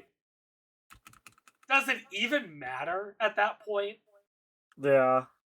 I mean, what? I'm trying to think here. Okay, hang on. Can we do an alternate reality for a minute? Okay. All right. I'm gonna alternate reality this in a weird way, okay? Imagine alternate reality. Because if I remember correctly, at that final 5 vote, it's 3 votes on Jacqueline. Mm-hmm. Natalie and Jacqueline vote Baylor, right? Yep. What if Jacqueline votes Natalie? In that situation, Natalie still has that moment. Jacqueline, did you vote for who I told you to vote for? And Jacqueline lies and says yes. Mhm. Natalie plays it for Jacqueline. 1 vote for Baylor, 1 vote for Natalie. And then on the revote, obviously, Natalie is gone. Yep. And now you have a final 4. Interesting situation. Because I think that Missy and Baylor are threatened more by Keith than Jacqueline. Mhm. I think that Missy can't play in the final immunity, as we know. I forget, what is that final 4 immunity challenge? I'm going to try to see if I can look it up super quick. Yeah. I don't know. It'd be wild if I knew that off the top of my head. Each person races down a tower with a fireman pull and slide, maneuvering. Jacqueline wins the challenge normally. So let's just say that Jacqueline wins it again. Mhm. Alright? Jacqueline wins it. Keith goes at 4th, right? Yep. Does Jacqueline win the season? Because I think she does. Because no one likes Missy or Baylor. Yeah. If Jacqueline switches her vote there, she fucking wins. Yeah, it's crazy. I mean, because I also do have to imagine that Natalie would not be a bitter juror in that case and would respect it. Mhm. I think Natalie would. Anyways, that's my alternate reality talk for the day. San Juan del Sur is an amazing season. I don't think we're quite at the point where we're like firmly in top tier territory, but we're getting fucking close, I think. Yeah. I love San Juan del Sur. Alright, 15. We gotta get moving. Okay. Otherwise, we will be here for 4 hours. All right. Coming in at number 15, we have Survivor. 50. Coming in at number 23 for me and number 6 for Rob. Alright, I'm gonna go ahead and say this right now. Already, I can tell you that I have it way too high. Recency bias a bitch, okay? Hey, I mean, we talked about it a bit before we started. You said you put it like, I don't remember what you said. It was kind of similar to where I have it, maybe a little bit higher still. I think but where we averaged out at like 15 is about the highest I would put it at this moment. Mm-hmm. Like, I had to make a gut reaction, and I had to make that gut reaction like 2 days after the finale. Like, of course there's gonna be recency bias. I knew that. So I apologize for making 50 go way higher than it probably should. Even looking at our average ranking right now, I would probably put it all the way to below Philippines. Yeah. I think San Juan del Sur, Second Chance, Amazon, South Pacific, Philippines, all probably better than 50. Mm-hmm. I know, you'll disagree with me. I still think 50 better than Borneo, but I understand why people would disagree with me. I'm not looking to pick an argument there. Yeah. I think it's easy to talk about the issues that people have with 50, so I want to focus on the positives, okay? Okay. I think, and I think you'll disagree with me on this. I think out of all returning player casts, I think the cast for 50 is one of the best. If not the best. And I know that people are going to be like, you're saying that you think the cast for 50 is better than the cast for Heroes vs. Villains. I think that the weakest players in 50 are better than the weakest in Heroes vs. Villains. Yeah, I mean, I don't have a problem. I mean, the problems I have with 50 are not the cast. So, like, I'm not going to argue with you too hard there. Like, I mean, I think it's a great cast. I also think that a lot of the twists could be workshopped and made better. I also think that a lot of the twists people hate, and I don't understand why. Let me give you one example, okay? Okay. It's worth me stating before I even get into it. I am someone where I have never understood why people seem to have such a distaste for a split tribal. Where it's like a group is split into 2 groups, and they both go to tribal. I've never understood that. I think the Blood Moon is a fine twist. Alright? I think it is. I truly don't think that there's a problem with it, because everyone in that group could have won immunity, and you could even view it as a fucking tribe swap in that sense, you know? If they, instead of calling it a Blood Moon, if they did a tribe swap, and then they just said, by the way, every tribe is going to tribal council, and they didn't label it as a twist, I think people would have less issue with it. I truly do. The coin flip, they got very fucking lucky. That could have been a disaster. It should never be brought back. Yeah. The one in the urn twist, I think with a couple small changes, could be really solid.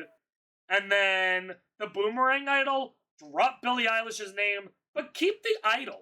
But don't make it the regular idol. Mm-hmm. Keep the regular idol in play, but keep this as like, you know what you should do? You know what you could do?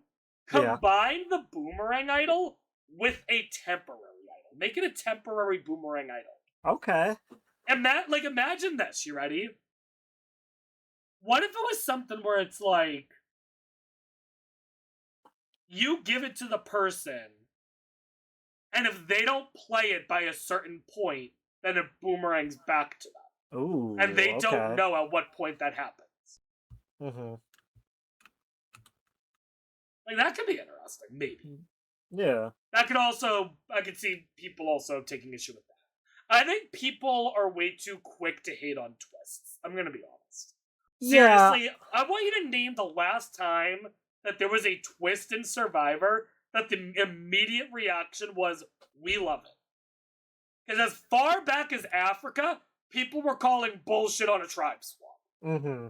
Like, people hate change. And that's what pisses me off with the fans of Survivor, is like, you need to have that innovation. Because if they never did that tribe swap, if they never try new things, the season would not have lasted 50 seasons. Obviously, when you try a bunch of new things, some of them are going to not be good. But some of them, like the individual immunity idol, like the extra vote, like the steal a vote, are going to become things that you see almost regularly. Alright? Mm-hmm. No, yeah. Anyways, that's my take. Yeah. I do agree with what you're saying. I think people are too hard on twists. I do think that there were like, I mean, season 50 was asking for it a little bit because there was just so many twists that, like, you know, you can have your problems with it. You can have your, like, don't have your problems with like certain twists, but like there was like so many of them. I do get like a little bit of like fatigue of like, okay, like there's just like so many twists going on. Like, what are we doing? A lot of the twists are early on though. There's not a twist from Final 9 onward. Yeah. From Final 9 onward, it is pure Survivor gameplay. But isn't it go from Final 9 to Final 7 though? Isn't the last twist like a double boot, or am I misremembering? I guess if you want to count Jonathan walking back and forth between the groups as a twist. Fine. Yeah, I mean, because that's still like a split tribal. I mean, that counts as a twist, yeah. I don't know. I still think that, and the other thing is that I think people need to be realistic with themselves, okay?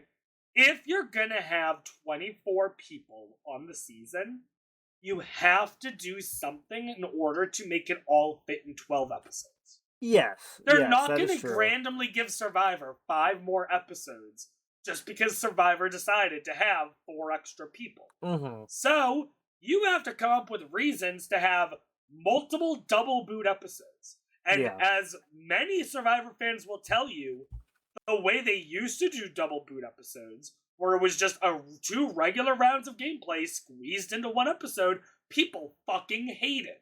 Mm-hmm. So they said, how do we do double boots in a way that feels a little more organic? I know, we do a split tribe. Yeah. That way, there's 2 tribal councils, we can flip-flop between the strategies, and then we get both tribals right at the end. Yeah. Like, I don't know what people expect. If you literally look at the format of modern Survivor, it is guaranteed that there is going to be at least 1 episode where 2 people are taken out. Mm-hmm. Whether it is a split vote, or someone quits, or someone's medevac, whatever. It has to happen. Yeah. The Survivor, I doubt, is ever going back to a 16-person season. So it's either 18 or 20, or probably 18 or 20 from here on out. Yeah. And if that's gonna be the case, then shit like this is gonna happen. Yeah, I do understand, and like you said, with 24 people, they do have to do some crazy stuff. But I mean, I did even if you say extended the gameplay to 39 days, that doesn't take away the issue of how the season is aired. Mm-hmm. I don't know. I agree with what you're saying, but also like I think despite loving the cast, I would have rather maybe just do less contestants instead of having to like do all like the different twists. Then, like maybe you just do less people then instead. Let me ask you this: who are you cutting? Let me pull up the cast. I'm cutting all the 48 people. I love Kyle. Cut all the 48 people. We're down to 21 already. All right, that was easy. Let me look at the rest of the cast. Camilla. Yeah, I could do without it. Wow. Okay. Camilla is the one I will say that like maybe Camilla could stay. Keep in mind, by the way, that when you cut people, you also have to cut one of the old school men and one of the old school women. Okay. Let me look at the cast. So you're not cutting Christian. Oh, I mean, of course not. You're not cutting Rick. I mean, definitely not. So who are you cutting, Colby? You see, who else do we? Let me see. I mean, I could cut Mike White. I could do that. Wow, really? I could do that. You're cutting Mike White. I could cut Mike White. Didn't you draft him? I did. But like, I could cut him. Like, I think Mike White. I mean, we saw what happened. Like, but you can't do it based on how they did in the season. No, but like, we saw how we did. Like, I think. You see what I'm saying though? Like, if the price for having the 4 people that would have been cut, if the price for that is like 2 extra twists, I'm fine. And like I said, does every twist have to work? No. But they're trying something new. Okay? Yeah, but why do I have to cut an old era person? Why can't we have more old era than new era though? Like, let's be honest. Why we gotta go by that? I mean, if you want to, sure. People thought for a bit that 50 was only gonna be new era people. Yeah. Like, I don't know what to tell you, dude. Mm-hmm. I'm just saying, there's a lot of things. The way I treat Survivor is the way I treat Pokemon, in that, unfortunately, I see way, way more negativity than positivity, and I try to be the positive person. Yeah, no, that's understandable. Almost every season, when you're watching it live, regardless of what season it is, almost always people are more negative than positive. Mm-hmm.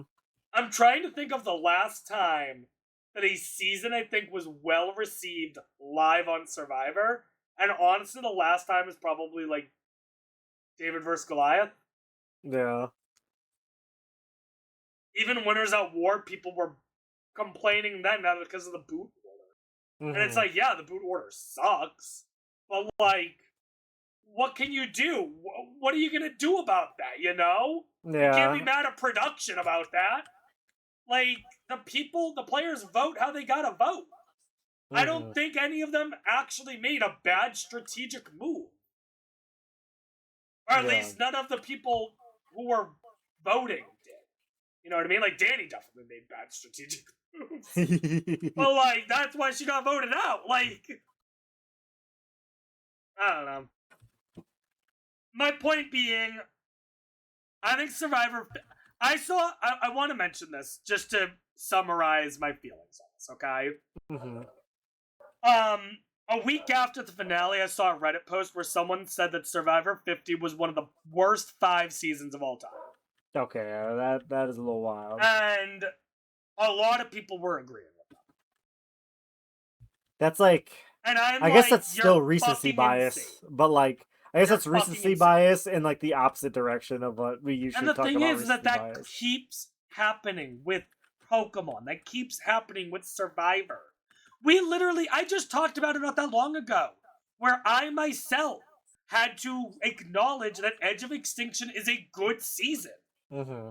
It took me 7 years to be able to do that. Now, some seasons are never going to get there. Island of the Idols. Yeah. But I could see a world where seasons like 43, 44, 45 people are like, you know what? They were actually fucking good seasons. I am waiting for people to rank 43 almost as high as we're ranking Gabon, apparently. Like, Oh. I don't Okay. know if I mean, I have to rewatch it in order to know if it really would be that high. Mm-hmm. But that's what I'm saying, is like, most people, I think if you ask them to rank the seasons, they would put every New Era season in like the bottom 20. Yeah. And just factually, that's not accurate. No. Some of them are. Some of them are, don't get me wrong. But Yeah. some of them are fucking good. I mean, And I think 50 is definitely more good than bad. Because like this is, I mean, we've seen before, I have a lot of the New Era seasons ranked very low, but I also have, as we've seen, a lot of the New Era seasons ranked pretty high, like 45 I had ranked a little, I mean, I guess not like super high, but like in the 30s, like 47 ranked high, 50 we haven't even top. gotten to 46 yet, so. Yeah, I mean, 46 is my baby. I mean, we'll get to that when we get to it, but I do. There is good New Era seasons. Can I ask you a question about where you ranked 46? Okay. No, you can. You don't have to answer this, but I'm kind of curious. Mm-hmm. Is 46 in your top 5? No. Okay. I'm delusional, but I'm not that delusional. All right, come on. You're not season 50 is ranked 6th delusional. No. But yeah, no. Recency bias definitely was heavy for me on 50. It doesn't need to be that high, but it also doesn't need to be as low as people. I think around 20th to 15th is a great landing spot for 50. Yeah. I think being surrounded by seasons like Second Chance and Amazon is good for it. Mm-hmm. I feel good about where I have it. Like, yeah. I have to say, our average list, I'm loving it. Like, like I do think that it's pretty solid. Yeah. Alright. That's probably the most heated I'm gonna get. It'll probably be a lot more higher than here. Because I think from here, it's all seasons that basically everyone is gonna agree is good. Unless there's Gabon haters out there. Or winners are war haters. Because I know they exist. Alright, 14th. Alright, well, I mean, let's just get into the best New Era season of Survivor. Really? Survivor 46. Coming in here at number 14, number 10 for me, number 20 for Rob. So, not like a crazy difference. It's in my top 10.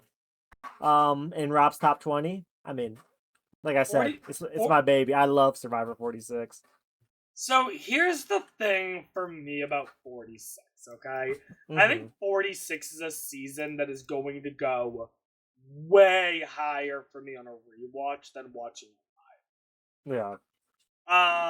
For a large number of reasons. You know, I've talked about it before. When I watched 46 live, I could not stand Q. I think rewatching 46, knowing that I not to take Q seriously, I think I would enjoy it more. No, 46 has just a fun group to watch. It's just a great cast. Like, it is. I mean, I just love 46. I mean, even like the Final Tribal Council, it's like, I'm trying to think of the other tribal FTCs in the New Era. Like, is it the craziest one? Like, especially with how it goes down with the whole Maria and Charlie of it all. Like, oh my god. I'm curious. Who do you think you would? I'm not going to ask who you think should have won. But if you were in the jury, who would you have voted? I mean, I I mean, obviously, you never know unless you're like playing the game or whatever. But like, I was rooting for Charlie, so I assume I would have voted for Charlie. I thought he was You playing a see, good game, but I wish I remember who I was rooting for because I can't remember. yeah, I want to say I was also rooting for Charlie, but again, I would have to rewatch 46 to actually remember. hmm 'Cause I yeah, just I can't remember. I remember I watched that season with one of my buddies. We were watching the finale together, and like, I mean, Q was my number one. Don't get me wrong, but like after Q was gone, I was like, okay, I like Charlie. He liked Charlie. We were both rooting for Charlie, and then that whole thing happens, and we're just like flabbergasted with like Maria not voting for him and all like drama. Like we were eating that up. Like it was a great night. Yeah, because I mean, we see Charlie lose, and it's like, okay, Charlie loses 5-3. That's understandable. Because, like, Kenzie winning isn't the wild thing. No, I have no problem with her winning anyway. No, I want to say that yeah, for the no, Kenzie record. played a good game. But when Jeff then is like, so who are the jurors who voted for Charlie? And we realize that Maria did not. Oh, boy. It's like, why? I'm trying to think if there's like any other situation where there was such a dynamic duo that made a deep run in the game together. One of them gets cut by the other, and then they don't vote for their partner. Is there another situation that happens? I don't know. I'm trying to think. Like, A lot of the big duos I think of either make it to the end together or none of them make it to the end. I mean, Rudy votes for Rich. Yep. Camilla votes for Kyle. Camilla votes for Kyle. I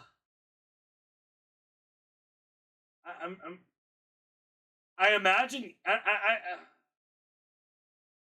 having a hard time thinking of duos where this is a situation that happens. You know, like you have duos like Rob and Amber where they both make it to the end, or Steven and JT where they both make it to the end. You have duos like Shan and Ricard where neither of them make it to the end.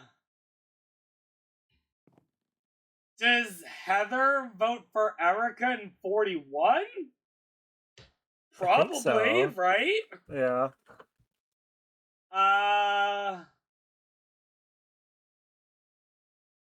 Oh, I just thought of one. Thought of one, maybe. Okay. Hang on. I'm going to have to Google this before I say this. But I think I have another instance of it. Okay. No, it doesn't. It's not nearly as big of a deal though, because it doesn't like determine the outcome of the season. Let me check the voting chart here. Yeah. Millennials versus Gen X. David does not vote for Ken. Oh, okay. David votes Adam. But like even then, you kind of understand why David. It doesn't come out of complete left field. I don't know.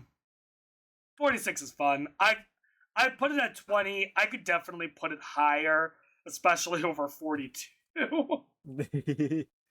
40, I said it back then. 42, I also had recency bias because besides 50 was bizarrely the most recent season I'd watched. Yeah. Yeah, and I mean, we just talked about like I was rooting for Charlie. Honestly, I'm glad he lost just because I think it makes it like a better season, just like storyline. Like it adds something to it, like a talking point. You know what I mean? Like I don't know. I think Kenzie's still a good winner. I think it adds like just more to the season. Like it's like a shocking betrayal right at the end. Do you think in a hypothetical Winners at War 2, right? Okay. Does Kenzie enter the game looking to have to prove herself as a worthy winner in a similar way that Michelle does? I like that. comparison. Because, like, there's a little bit of comparison of Kenzie, Michelle, and then Charlie and Aubrey, right? Mm-hmm. Yeah. And if that's the case, then does Charlie have to play 2 more times? Now I was gonna say Survivor 60, Charlie, it's your time. You gotta play Survivor 54 first, Game Changers 2. But No, second chance. Well, I guess it would. 3rd time's the charm. There we go. I mean, people have said that as a Survivor season. I wouldn't hate it. Yeah, sure. That would be a great season for Rob Sesternino. I'm just saying. Yeah, why not? You sound so thrilled by the idea. Dude, wait. Can I tell you exactly why 3rd time's the charm would be epic? Okay. You could have Lex. Ooh, okay. Like, you could have some of the people from All Stars. You could have Lex. You could have someone like Alicia from All Stars. Like, there's some fun options there. Yeah. There's some other fun players that you could have. So, have Brandon Hance. Oh, there we go. We're cooking now. We're cooking now. But 46 is fun. I don't really have a lot to say about them. No, it's my favorite New Era season, and I guess it'll stay that way because we are now in the open era. So well, no, yeah, true. All right. I think I am firmly at the point where, regardless of what our next season is, I think I would consider all of these top 2. Okay. Maybe you disagree with me. We'll see. Oh no, I agree with you. I mean, I agree with you before this one. I consider 46 top 2. Include 46 in there. Yeah. And maybe upon rewatch, I will as well. Okay. Well, next up, we have a season that is like kind of like season 46, but like the OG. Kind of a little kooky season. We've been talking about it a lot. Yeah. Number 13, we got Survivor Gabon. Coming in at number 11 for me, and number 16 for Rob. Dude, I fucking love Gabon. I am shocked that you have it higher than me. But I'm not upset at all. I love Gabon. Oh my god. Gabon. So, it's worth remembering this about me, okay? Mm-hmm. The first season I watched live that I can remember is China. Yeah. Which, we have not talked about China yet. And I suspect we won't for a while still. Mm-hmm. And then follow up China with Micronesia. Again, another season we have not talked about yet. Like, somehow I chose, like, a fucking amazing part of Survivor to start watching live as a kid. You have epic gameplay in China, epic gameplay in Micronesia, and then you have Gabon. Gabon is such a shit show. But it's the shit show you love to see. Yes. Oh my god. As much as I love seasons like South Pacific, Nicaragua, and 43 I think is gonna be up there, and maybe 46 even. Mm-hmm. I think Gabon is the best of them all. Yeah. See, yeah. I think this holds true after watching the season. When I was looking up seasons to watch, I wanted to watch a season with my friends or whatever. I remember reading something that said Gabon was the most reality TV season of Survivor, if that makes sense. That is a great description. That is a fantastic description. Yeah. There's one season that I might actually argue would be more reality TV. Okay. Not to go into it because we haven't talked about it as a season yet, but I could certainly see an argument for Panama. Okay, yeah. Especially with just the Kasaya tribe. Mm-hmm. But Gabon is so much fun. Yeah. It's worth saying because I've talked about this before in Minecraft Survivor Discords, and it's gotten me in trouble with a couple of people. So I may as well address the elephant in the room right away, okay? Mm-hmm. So there's some... I'm trying to think of how to phrase this, because it is a little bit of a weird, touchy subject. Yeah. There are players who are claiming that the winner of the season, Bob, was inappropriate in certain ways. Yeah. It's very difficult to know what exactly happened. I think that the worst of it is that he made a couple of lewd jokes. Yeah. And, like, you have to say to yourself, in my mind, like, if it was a younger man and they made lewd jokes, would people give as many shits? I don't know. But either way, I don't think Bob certainly is anything like, I don't think what happened with Bob is anything like Island of the Idols. Like, Oh, yeah, that's definitely not. two very different things, okay? Mm-hmm.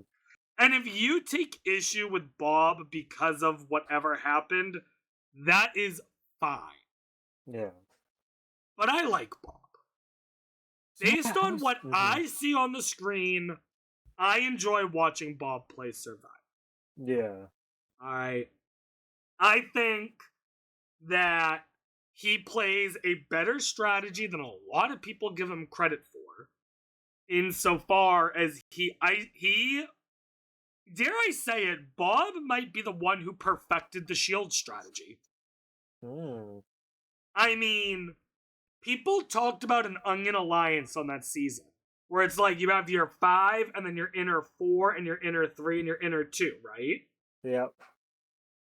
I would say that Bob's strategy was the reverse Onion, where everyone saw the Onion for what it was and started taking off the people from the inside out. Yep. Bob being on the outside of the Onion meant that he did not get taken out, and so the Onion ended up voting for Bob. Yeah. The fake idol, look, maybe it's bad gameplay. I think it's fucking hilarious. Mm-hmm. I also think that the way Sugar handles it is bad gameplay on Sugar's part. Oh, yeah. But it's funny. Yeah, I mean, Sugar, Randy, I love both of them. Like, Sugar, I definitely understand why she lost. She played, like, a dominant game, but just the terrible social game. Understand why she lost. terrible Fun to watch social on game TV. and a terrible final tribal. Yes, yes. But I love watching Sugar. I love watching Randy. Like, their whole dynamic is hilarious. I will say, we haven't gotten to it yet, I do question Sugar being a hero. Oh, yeah, that was... that. Randy Yeah. being on the villains, fine. Mhm. Love it. But Sugar as a hero? Really?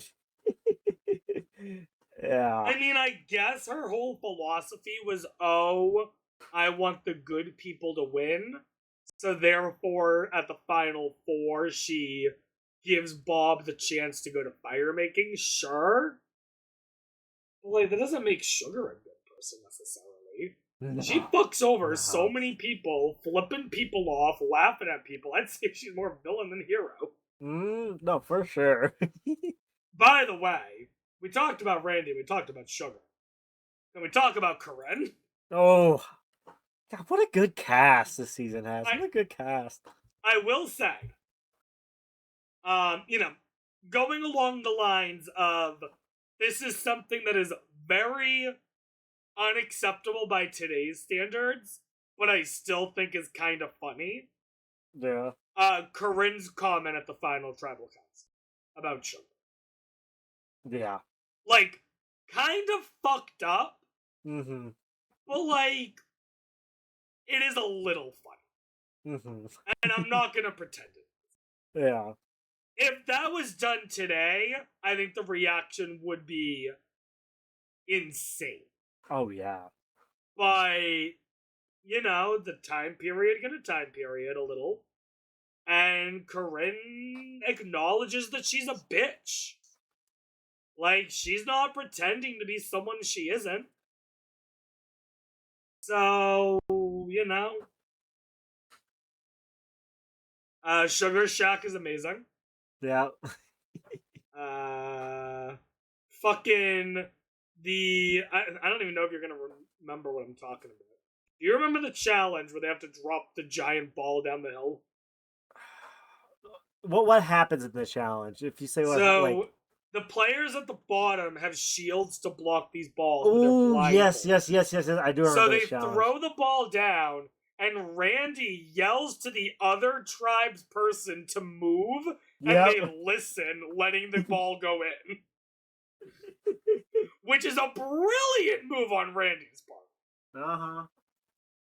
Honestly, I'm surprised we don't see more shit like that in blindfolded challenges. But yeah, I love Gabon. You know, it also is funny that Gabon is the train wreck that it is, and yet it's the first season in HD. Yeah. I think that's funny. Like, we got this Iconic. train wreck in HD. Let's go. Great Yeah. start, if I do say so. Oh, yeah. Gabon's awesome. 10 out of 10 would watch again. Mm-hmm. Well, Alright. let's Top move on to 12. a very similar. Well, maybe not. We're going I from was gonna say, Gabon. I look at the rest of these seasons. I don't think any of them are quite as similar. as No. Gabon. I just think it's funny that these are back to back. We're going from Curious what Survivor, you'd say. Gabon, Yeah. to at number 12 we have Survivor, Winners at War. Great. What a dichotomy here. Yep, Okay. dynamic duo coming in at number 17 for me and number 9 for Rob. I like Winners Yeah. at War. Look, my biggest complaint with Winners at War is going to be the same one that everyone else has. Yep. The boot order sucks. Mm-hmm. It is tragic to lose the people that we do early on. Yeah. But the way I look at it, there's two things to keep in mind, okay? The first is that I don't know what an ideal boot order for Winners at War looks like to begin with. Yeah. The only thing I would say, and I'm going to get into it in a minute, is there's one person in particular that I would have liked to be first boot. Oh. In fact, this one person, I would have preferred them not to be on the season at all. Ooh, spill a tea. I mean, it should be easy enough to guess. I don't like Ben on this season. Bang! That's exactly what I'm thinking when he said that. Love that. I can Love that think for of you. about 5 other male winners that I would have loved to see over Ben. Yep. Including, crazy enough, Mike Holloway. Mm-hmm. But Ben, nope. And then I'm like, entering the season, I'm like, okay, well, maybe Ben will play a better game this time around. And he fucking doesn't in the slightest. He fucking fumbles the bag so hard talking to Rob. It's like, what are you doing? Yeah. And then he basically just becomes everyone's bitch boy the entire season. And then he just gives up at the end, basically. He's just like... Yeah. Yeah, not a great showing from the kid right so, there. Here's a quick rundown of winners I would have preferred to see instead of Ben. You ready? Yep. Let's see here. Just a quick off the top of my head. Earl.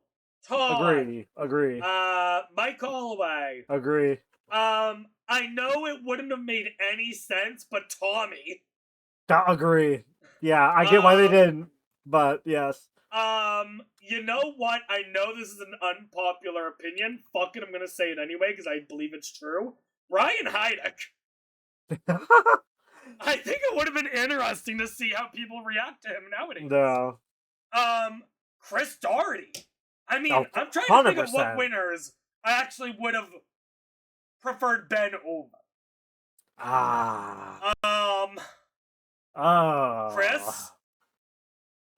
Chris Underwood, to be clear. Yes, but like even with Chris Underwood, like I could see like throw him on there to see like how he like I could see a storyline there. Like, okay, you didn't deserve to win. Like, let's throw him in there and like see what you can do, type of thing. You know what? Maybe you've convinced me. Okay, I'll take Chris Underwood. Yeah, like that's the only reason I would like. Not that I'd like all those other people you listed. I'd take over Chris Underwood. I'm not like campaigning for him to be on the season, but like, I could see a reason. Cochran, I would take. Mm-hmm. Fabio, I would probably Oh, take. dude, Fabio would have been so fun. Maybe not Bob, just because Bob would have been nearing 70. Mm-hmm. So, like, it would have been a little hard for him. Yeah. And also, maybe not Aris. Yeah. But, like, even then, I could probably be persuaded that Aris is good. I'm not a fan of Aris and Bloodthirst Water. Mm-hmm. Oh. Also, given what happened in All Stars, probably not Rich. Yeah. I mean, I understand that there were people who were like, you gotta have Rich on, and it's like, look, if that incident in All Stars doesn't happen, maybe. I'm curious what the bigger issue actually is. Is the bigger issue the issue that happened on All Stars, or the fact that he got into legal trouble with the taxes? Mm-hmm. I don't know. I don't know what the bigger issue is. Either way, I understand why Rich is Yeah. As far as the female winners go, it sucks because I would have loved to see Vesepia out there, and I would have loved to see Tina out there. But I mean, at that point, I question who you cut. And now that season 50 happened, you're like, well, maybe season 40 could have been 24 players. You know. Yeah. Besides the boot order, though, it's a fucking good season, man. The only season they do fire tokens in, which again, they try something new. Does it work? Kind of. Uh-huh. I don't hate it on the season. I think it was wise of them to realize that using it going forward would be a bad idea. But imagine, like, a situation. Like, can I give you a... Let me paint you an idea. Okay. Alright. Imagine a season where all new players, at the beginning of the game, they're all given a fire token. Okay. Alright. And at their camp is a menu. And this is what the menu says, okay?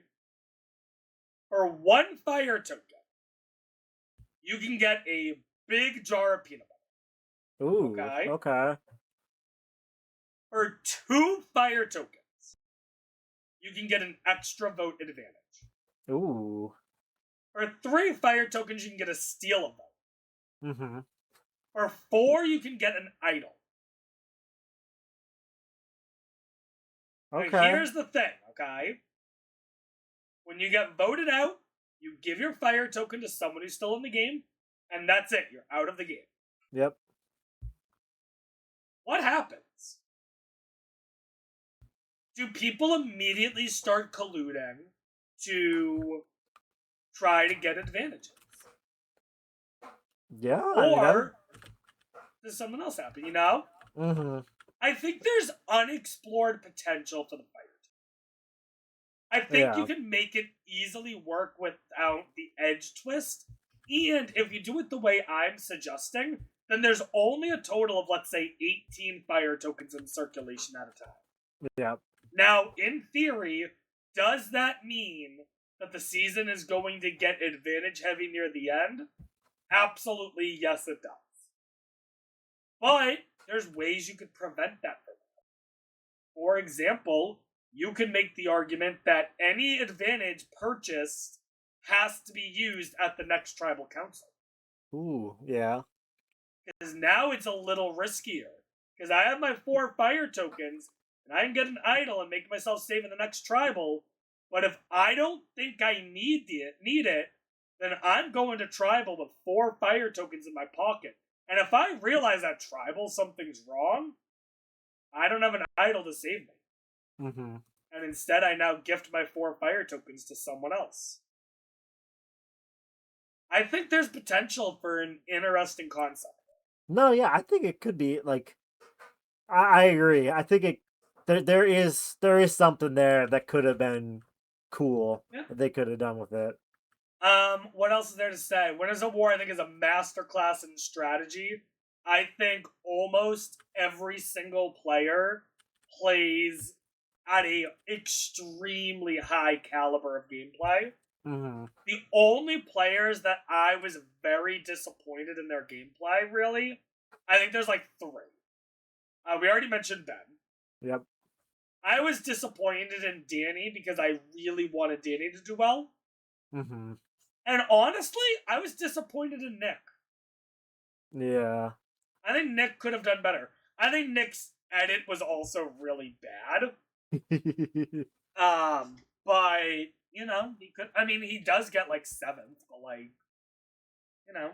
every other winner I think played a phenomenal game. Even Amber, she goes so early. I think there was nothing she could have done. Yeah. I think she was just fucked from the beginning. I think the Mm-hmm. best thing that Amber could have done was had a sit down conversation with Rob before the season begins and said, Rob, I think I want to play this season, and I think for me to do well, you need to not play. Mm-hmm. Yeah. Like, maybe Rob doesn't play so Amber has a chance at succeeding. Because Amber's taken out not because of anything Amber did. Yeah. And that sucks. But, overall, Winners at War I think is an amazing season. Yeah. I love it. Can't wait to rewatch it because I have not rewatched it since now.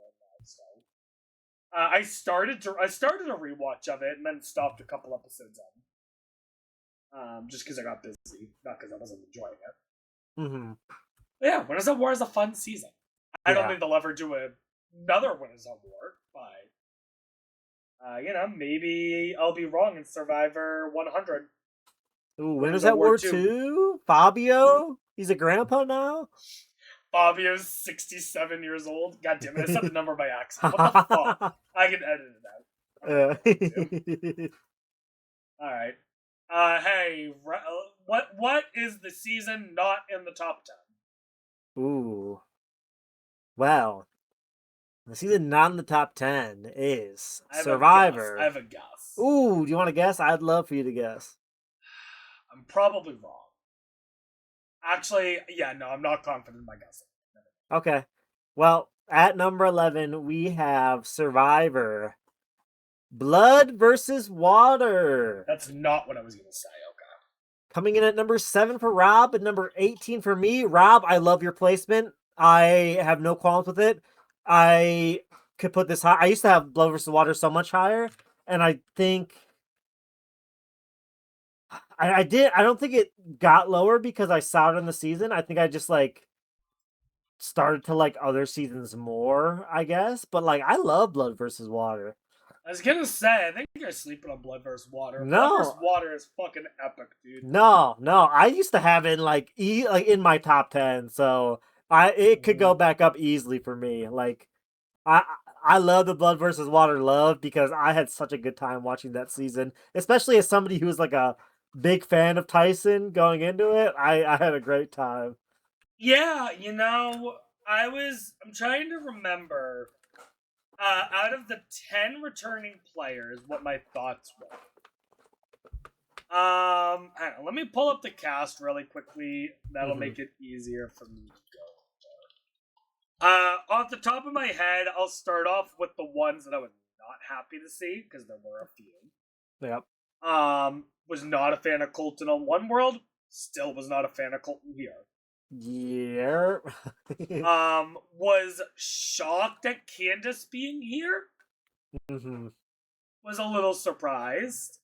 Oh, don't worry. She's not around for long. Laura Moret, I was very surprised about. And Monica Culpepper, I was very surprised. Mm-hmm. But the other 6 returning players, Tyson, Jervis, Tina, Aris, Kat, and Rupert, I was super excited for all 6 of them. Even Kat, I knew she wasn't going to be a strategic threat, but I did enjoy watching Kat. Yeah. And we get a great moment in the season with Kat too. You know what I'm talking about? No one wants to date anyone that doesn't make the merge. And I don't know how into Big Brother you are, but I love seeing. I guess it's funny. I've seen a little bit of Big Brother. I've not seen Hayden's season. I know he won, but I've not seen. It's really funny because I actually did watch the Survivor season first because I was like in a Survivor before I was in a Big Brother. Okay. But then I watched the Big Brother season and like I'm pretty sure they say in Blood versus Water that he won. They do. And I like yeah, so it had been a while since I'd watched that. I like tried to gaslight myself into like, "Oh, did he win? I don't remember." Like while watching the season he was on a Big That's Brother, I was funny. like, it's like, oh, I know he does good, but like, did he win? I don't remember. Like I tried to gaslight myself into like thinking he didn't win, but no, he does win, and it. I love watching him play. I wish I don't know. He played great, and I would be cool to see him again, but like obviously we haven't. You know what the But wild thing about this season though what? is the amount of players where their loved one was like actually the better player. Yeah. I mean, Caleb better than Colton by a landslide. Yep. You have Hayden better than Kat by a landslide. Mm-hmm. You have, I would say, Aris and Vitas played about similar games. I would say that John, Cody, I mean, Candace didn't really get to play, I guess. But John tried making moves, so I'd say he played better. Mm-hmm. I mean, again, Rupert doesn't really get to play, so I guess by default Laura played I a little better. But part of me forgot he was on the season until you said that. yeah, Very tragic of a start right there. but like Sierra, she's an amazing player. Oh yeah. Um, I mean, you know what she did, right? oh, what'd she do? She did something. Ah, let me tell you, What'd she do? she did something crazy. Like I imagine you're on mean, Survivor with your mother, right? I will tell you right now. I have tried to convince my mother to apply. She will never Yeah. apply for this. But go Well, on. I guess you won't get the tough decision of having to vote out your own mom. Why Like, would you oh my ever do gosh, that? That sounds I insane. like is she voted out her own mother? All right. Jokes aside, though, like it is a cool moment. Yeah. It's overplayed to hell and back, but like it is a cool moment. Oh, for sure. But what's frustrating to me is like her vote even matter? Not really. I think yeah, I don't think so either. I think Like, whether Sierra does or doesn't, Laura's going there. Mm-hmm. Like Sierra did that to save face in her game. I imagine Laura was very proud of her. Mm-hmm. You know, can I talk about my other favorite Sierra moment of the season? The Ooh, one that I okay. think is actually better Yeah. than her voting out her mother? Because a lot of people forget about this moment. Okay. Is Sierra has a nice conversation with Katie in the hammock. Mm-hmm. And Katie makes a comment to Sierra where Katie says, "I'm not going anywhere, I have the idol." And without skipping a beat, Sierra says, "No, you don't, Katie." And Katie says, "Yes, I do." And Sierra says, "No, you don't." And Katie says, "What makes you so sure that I don't have the idol?" And Sierra says, "Well, I have the idol." And Katie says, "You have the idol?" Sierra's like fucking playing Katie like a book. Mm-hmm. Like, and then not to mention the fact that she ends up going to rocks. Like That tribal I if wanted to mention. Tyson pulls the rock, Sierra wins the season. What a crazy like that. Even if Sierra goes to the end with Tina, Sierra wins the season. Mm-hmm. Like Sierra played such a baller game. It is fucking tragic that on her subsequent seasons she doesn't do nearly as well. Especially in Game Changers, her being first boot is fucking insane. But yeah, no, Blood vs. Water is so much fun. Yeah, that rock draw tribal, like the ruffle feathers, like that whole thing, that's like one of my favorite tribal councils, like of all of Survivor. I love that tribe because like I mean I had watching it the first time, like I'm rooting for Tyson. I don't know what's about to happen. Like that is just just cinema. I love I that don't know tribal if- council. I don't know if this is something you'd be interested in doing on future podcasts or whatever as like one-off things. But Mhm. I've talked about a few of them during these rankings, but I love speculating about alternate reality Survivor where like one little thing changes and you think about how the rest of the season Ooh, goes. yeah. So like this is a hard one to imagine because the moment I'm going to talk about happened so early on in the season. Mm-hmm. Imagine a world where Tyson switches with Rachel. Ooh. Because he very nearly does. What happens, you know? Mm-hmm. Because I'm trying to remember when Tyson nearly switches with Rachel. Is that before he hurts himself or after? Ooh. Because if it's before he hurts himself, I like Tyson's chances Mm-hmm. in the arena. Yeah. If it's after he hurt himself, though, then Tyson probably gets out of the game. Yeah. And now the game is wide open. Because Jervis and Monica don't have Tyson rallying them, keeping them in line.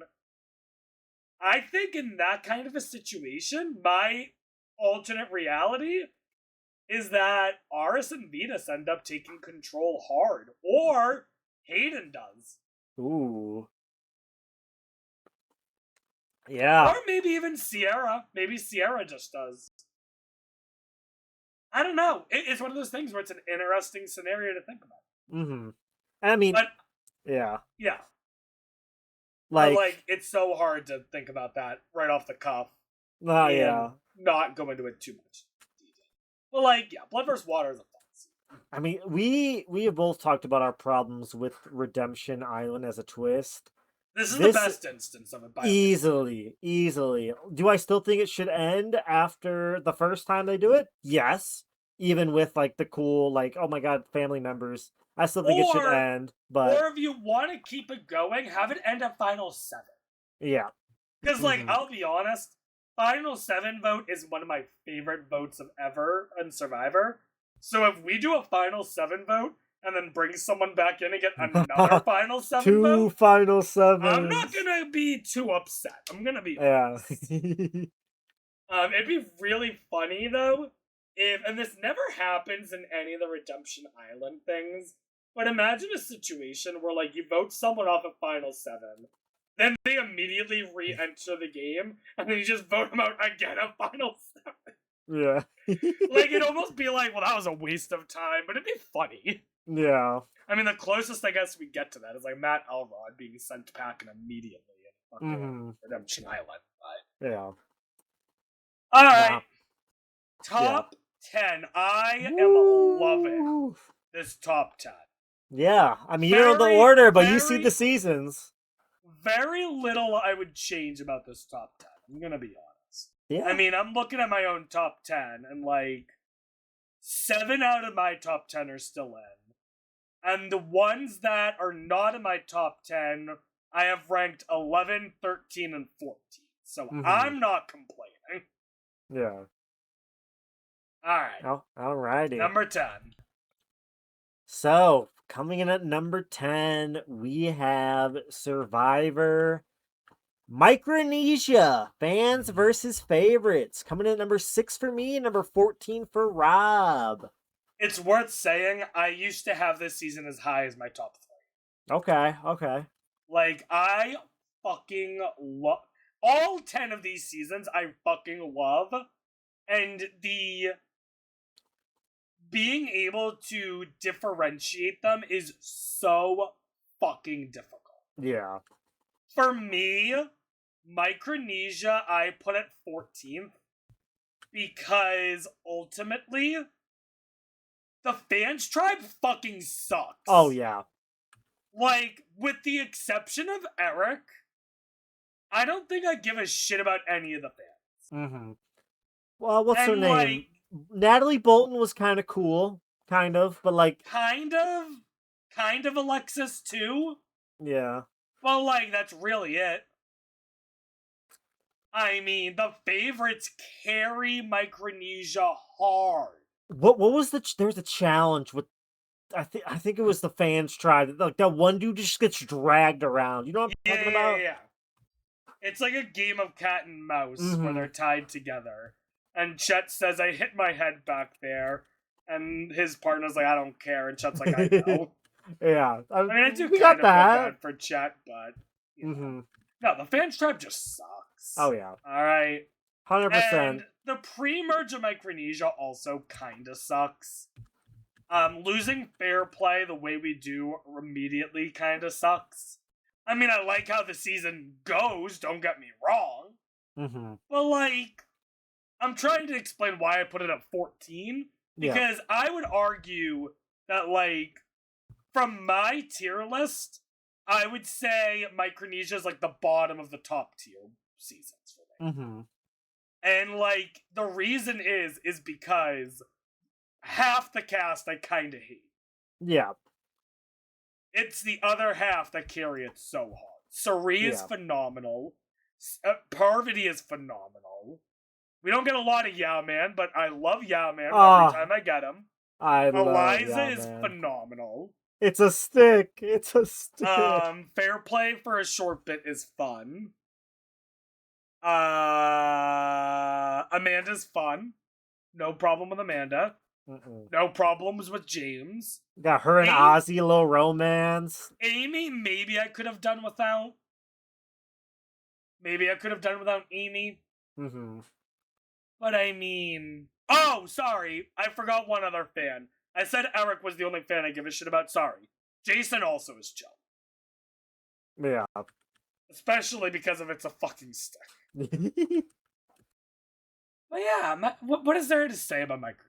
It is so much fun.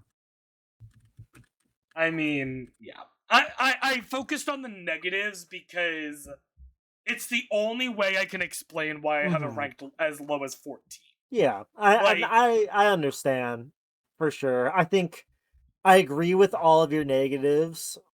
I just think the reason I have it so high vastly outweigh the negatives. Yes, I think the reason I have it so high is like I agree with your negatives, but I just love 6? Yeah, I just love the positives so much that like I can just ignore them. But like yeah, I feel like we're not going to be in too big of disagreement with much of these. No, I mean, all these seasons are going to be fucking awesome. I'm excited. All right, but I really don't have a lot else to say about Micronesia. Yeah. Yao Man robbed. Should have made it to the... Yao Man robbed. Yep. Also, Sari robbed, I would say. Oh, for real. That one's actually real. Yeah. Here's what should have happened. You ready? All right. Can we do alternate reality for a second? Yep. Okay. Final 3 is the actual final 3 of Micronesia. Sari wins. And then Sari and Parvati both still play in Heroes vs. Villains. Ooh. Sari now is rightfully targeted early on because she's a winner, as well as a dangerous player. Yeah. Parvati also rightfully targeted early on, but not taken out because Russell wants to work with her. And Parvati ends up winning. Ooh. I can live with it. I like this reality. I kind of It's the best of all the worlds. I mean, Parvati wins Sandra for being a 2-time winner, but like Parvati still wins a season. Sari wins a season. Everyone's happy. Yeah. And Russell still loses. There we go. Everyone's still happy except Russell. Yeah. I don't know if we'll ever be happy. No. But yeah, I really don't have anything else to say about Micronesia, unfortunately. It's a fucking stick. Yeah. Alright, number 9. Number 9, we have Survivor. Millennials versus Gen X coming in at number 4 for Rob and number 16 for me. Yeah, I knew I was carrying Millennials Gen X up a bit. I don't mind it in the top 10 though. I know I have it a significant amount lower than you, but like I've had it. I don't know if I've had it in my top 10 before, but I've had it pretty close. I know that this is not going to You know what? I guess this is what I can say, okay? Because Mhm. I'm trying to think of what I can say. Not that this is any bearing on the season, but it's just something interesting that I found. I share a last name with one of the people on the season. Ooh. Now, in an effort to not dox myself, I don't think I'm going to say who. Yeah. If you want to know later, I'll DM you. Mhm. But, that's kind of an interesting thing. But no, the cast is so good. I mean, even ignoring the obvious amazing players of David, Adam, Michaela, and Zeke, fucking you have people like Hannah, who I think Hannah is an amazing person to have on the season. And I Yep. think Hannah absolutely should be in the running for a second chance too. Mhm. You have people like Taylor and Figgy, where love them or hate them, they're fun to watch. You have Jay, who is compelling to watch. You Yeah. have Brett and Chris, where it's like on the one hand, they're a little boring, especially Chris, but like they have something going for them still, you know?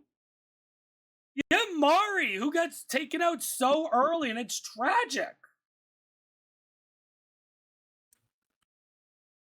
Millennials Gen X is an awesome season. Yeah. It's the cast is good. And the I don't know. Oh, Adam. on that note, actually, did you hear the recent news about Ken? Mm-mm.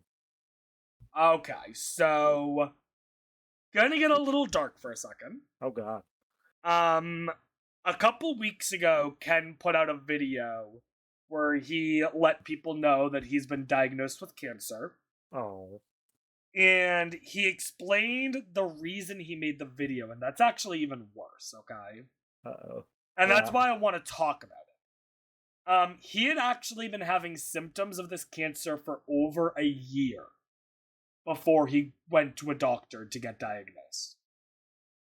He let his body deteriorate so badly, and I'm letting people know this is about to get a little gross, so if you can't listen, skip ahead a little bit. But his body apparently was getting to the point where the skin was peeling off. Ugh. And when he finally got diagnosed, he kept asking himself, why did I not see a doctor sooner? And what he realized was it has to do with the way he grew up, where he grew up in a time period where men were taught to mask their emotions. Don't be a bitch. Don't be a pussy. Mm-hmm. Don't show any signs of weakness. And he internalized that. And I mean, we even see on the season he kind of internalized that. Yeah. All of that's to say, I don't know how much longer Ken is gonna live. And I'm really devastated to say that. Yeah. Because I did enjoy Ken.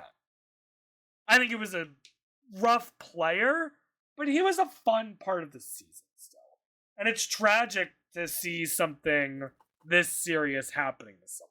Especially given here's someone else who's awesome on Millennials Gen X, was Sunday, who also unfortunately passed away to cancer. Mm. So it sucks that we're losing people from Millennials Gen X, but it's an amazing season, you know? Yeah. And to see Adam come home and win it, despite the odds being stacked against him at the merge, especially getting his reunion with his mother just for a short time, it is one of the most touching, heartbreaking stories that I've ever seen in Survivor. Mm-hmm. And because of that, because of everything I just said, that is why I have MVGX as high as 4th. Yeah. It used to not be quite that high. I used to have it a little closer to like 7th. But honestly, no, I think it really is that fucking good of a season. Yeah. No, I mean, David, Adam, like the whole story. It's just a great season. With the exception of a little bit of the pre-merge, there's like never a dull moment. Mm-hmm. Fucking the Michaela blindside? Oh my God. Who was it? Jay? Wasn't Jay the one that Yeah. flipped? Yeah. Mm-hmm. Jay, she's just like, you do that, and Jay's just like, yeah, I did it. Yeah, I think I became like a huge bit. Cold. Yeah, I became like a huge Jay fan after that because I just thought that moment was so like, oh my, I was like, oh my god, he's just like owning it. You have to imagine that when they were discussing what to do for 40, one of the ideas they had was a heroes versus villains too, right? Mm-hmm. Jay 100% is on the villains tribe, right? Oh yeah. Like I didn't name. I would. That's another fun thing I would love to do is like cast a hypothetical like heroes versus villains too, using yeah. people just from like seasons 21 through 39. That could be fun. Biggest villain, Dan from 30. No. So number one on my list, I've got Dan. Which one? The shitty one or the shittier one? we got both of them on this tribe. Oh my god. And then on the Heroes tribe, Dan from David vs. Goliath. What's with all the Dans being polarizing? Anyways, let's keep this moving. Alrighty. Number 8. Coming in at number 8, we have Survivor. Wrong. Really? Coming in at number 5 for Rob and number 15 for me. Oh, I thought Wrong was going to get higher than this. I'm gonna be honest. Yeah, I mean, I could see myself putting it higher. I'm a big Wrong guy. I guess not as big as you, but well, this was one of your. I remember you saying I knew this was going to be up high for you. Mm-hmm. I remember you mentioning like you're a big Aubrey fan. This was like one of your.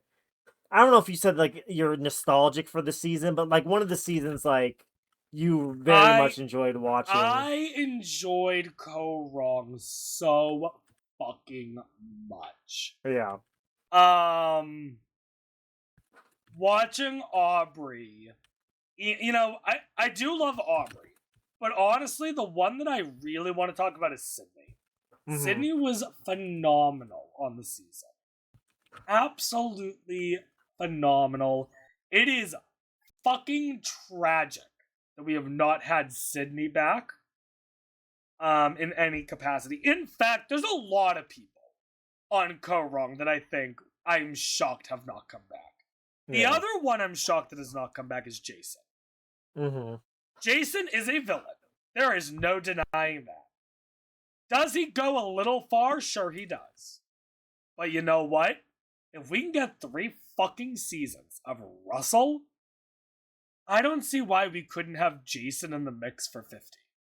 Yeah. Because honestly, I think, love it or hate it, the best seasons of Survivor are ones that have a villain in them. Mm-hmm. You need to have a villain. Someone to root against. And I think Survivor has really turned away from villains. And I don't understand why. Because there is a big difference. To be clear, there is a big difference between a fun villain and a not fun villain. Yeah. Jason is like right at that line, I think. Mm-hmm. But I don't think he crosses it. I think, like, I'm trying to think of like a good idea of a villain of someone who crosses the line. Colton is a villain that crosses the line. Yeah. Like, that's a villain that goes too far. Is Colton. Mm-hmm. But Jason, no. Scott, no. I don't think so. I loved like rooting for Scott and Jason's downfall, and like that whole moment with Ty not what it was like him the idol. Yeah. They had like the half idols or whatever, right? That would make a super idol. Such a great moment. Such a great moment. Oh, we get Aubrey V1. Like, it's a great season. No, it's phenomenal. It's tragic that there's 3 different medevacs in the season. Yeah. But I mean, I think. Oh, Caleb was in this season, right? It was Caleb. Yeah, Caleb was. This is the season that Caleb is the big medevac in. Mm-hmm. Which, you know, it's tragic that he got pulled because he was in a great spot, I think. Yeah, another Big Brother player. I forgot Caleb was a Big Brother player. I saw him in Survivor first once again. I totally forgot Caleb was a Big Brother player. Yeah. But yeah, no, Go Wrong is just so fun, Yeah. And like you said, watching and rooting for Jason's downfall, it's big, So, that's why I have Go Wrong as high in my top 5. Yeah. I love it. All right. All right. Number 7. I'm starting to wonder, because, like, doing math, right? Okay. I won't say which season it is, because, I mean, you know which season it is. But I have a season that I put at 13th, and I love the season, don't get me wrong. Mm-hmm. Well, like, I'm curious how high you have it ranked for it to be getting this high. Coming in at number 7, Oh, we this have is Survivor Tocantins. Yep, here we go. Number okay. 13 for Rob and number 5 for me in my top 5. Okay. I love me some Tocantins. Fun. Yeah. Yeah. Honestly, the only reason I have it in 13, kind of like Micronesia, the pre-merge kind of is dull. Mm-hmm. But, like, Merge Onward is really fun. Watching JT and Steven and Taj run laps around Coach and Tyson is hilarious. Yeah. Yeah. Classic season. I think Steven deserved at least a jury vote. Me too. Oh, yeah. I was rooting for him so hard. I was rooting for Steven over JT. I remember that. See, it was funny at the time. It's just, like, I don't know. Like, I don't feel this way nowadays. Because like nowadays, I think I'm more like into with the strategy. But like back then, I was like, it's like because like Steven knew he could not beat JT, and like he was actively like trying to take him out. But at the time, I was like so like into their little bromance. I was like, Steven, why would Steven take out JT? Steven, don't do this. Steven, I was getting like he was my favorite of the two, but then I was like low key getting mad at him. I was like, no, don't take out JT. But I mean, you have to imagine though, if JT loses one of those late immunities and gets taken out, Steven in a fucking great spot. Like, yeah. Taj, I love Taj too. Like Taj is a lot of fun. Mm-hmm. Her reaction at the auction, see you back at the camp. Really fun. Sierra's also really fun. I'm a little surprised we've never seen Sierra again. Yeah, no. She was wearing the, I'm imagining here in my head. She had like the black and zebra shirt. Yeah, the black and like the gray shirt. Yeah. That's okay. Yeah, I remember everybody being really annoyed at her the whole time. It was really fun to watch. Such an underrated moment. I don't even know if you're gonna remember this. You probably will because you have it ranked high. One of my favorite underrated moments of any season is, I believe her name is Sandy. Gets the immunity idol cleared. And it's like, take 10 paces west. And she's like, well, I don't know what a pace is. Oh, yeah. And then she's just like awkwardly shuffling her feet.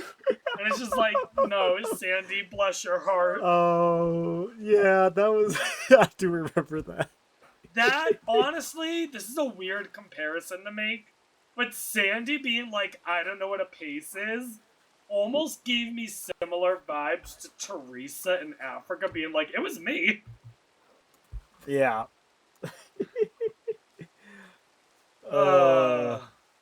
Dude, Coach goes to exile. Can we get Sandy on another season? Ooh. Probably not. Her time is probably past. But like, would have been funny. Yeah, just. I know Tocantins is a lot of fun. Coach at his best, in my opinion. Coach being Coach. Goes to exile. Goes to exile. Nearly dies, apparently. Yeah. If we are to be believed. Can't believe production didn't medevac him. He was inches from death, clearly. Yes, of course. I'm trying to think here. If I was to rank Coach's seasons in terms of season I most enjoyed watching Coach on to least, where would Token Mhm. Cheese be? I think Token Cheese is probably second on that list. Okay. I think I still preferred watching Coach in South Pacific because Cult. But I mean, Coach and Token Cheese is classic Coach. Yeah. We don't get a lot of them in Heroes vs. Villains, and then Season 50 Coach is a little weird, but then again, so is Coach. Yeah. Alright, should we keep it moving? All right, you ready for the season not in the top 5? Oh my goodness. Oof. Well, there's only one season still that's outside my top 10, but I have a feeling it's not going to be here. I think you have it way high, so I'm very curious to see what's about to be number 6. Alrighty, well, I won't keep you waiting. At number 6, we have Survivor Panama, ranked number 8 for me and number 10 for Rob. Survivor Panama. We were talking about it a little bit earlier. I could see it being very reality TV season with that whole tribe. I'm going to go ahead and just make this said right now, okay? Okay. Out of every new player cast, Panama's is my favorite. Okay, hell yeah.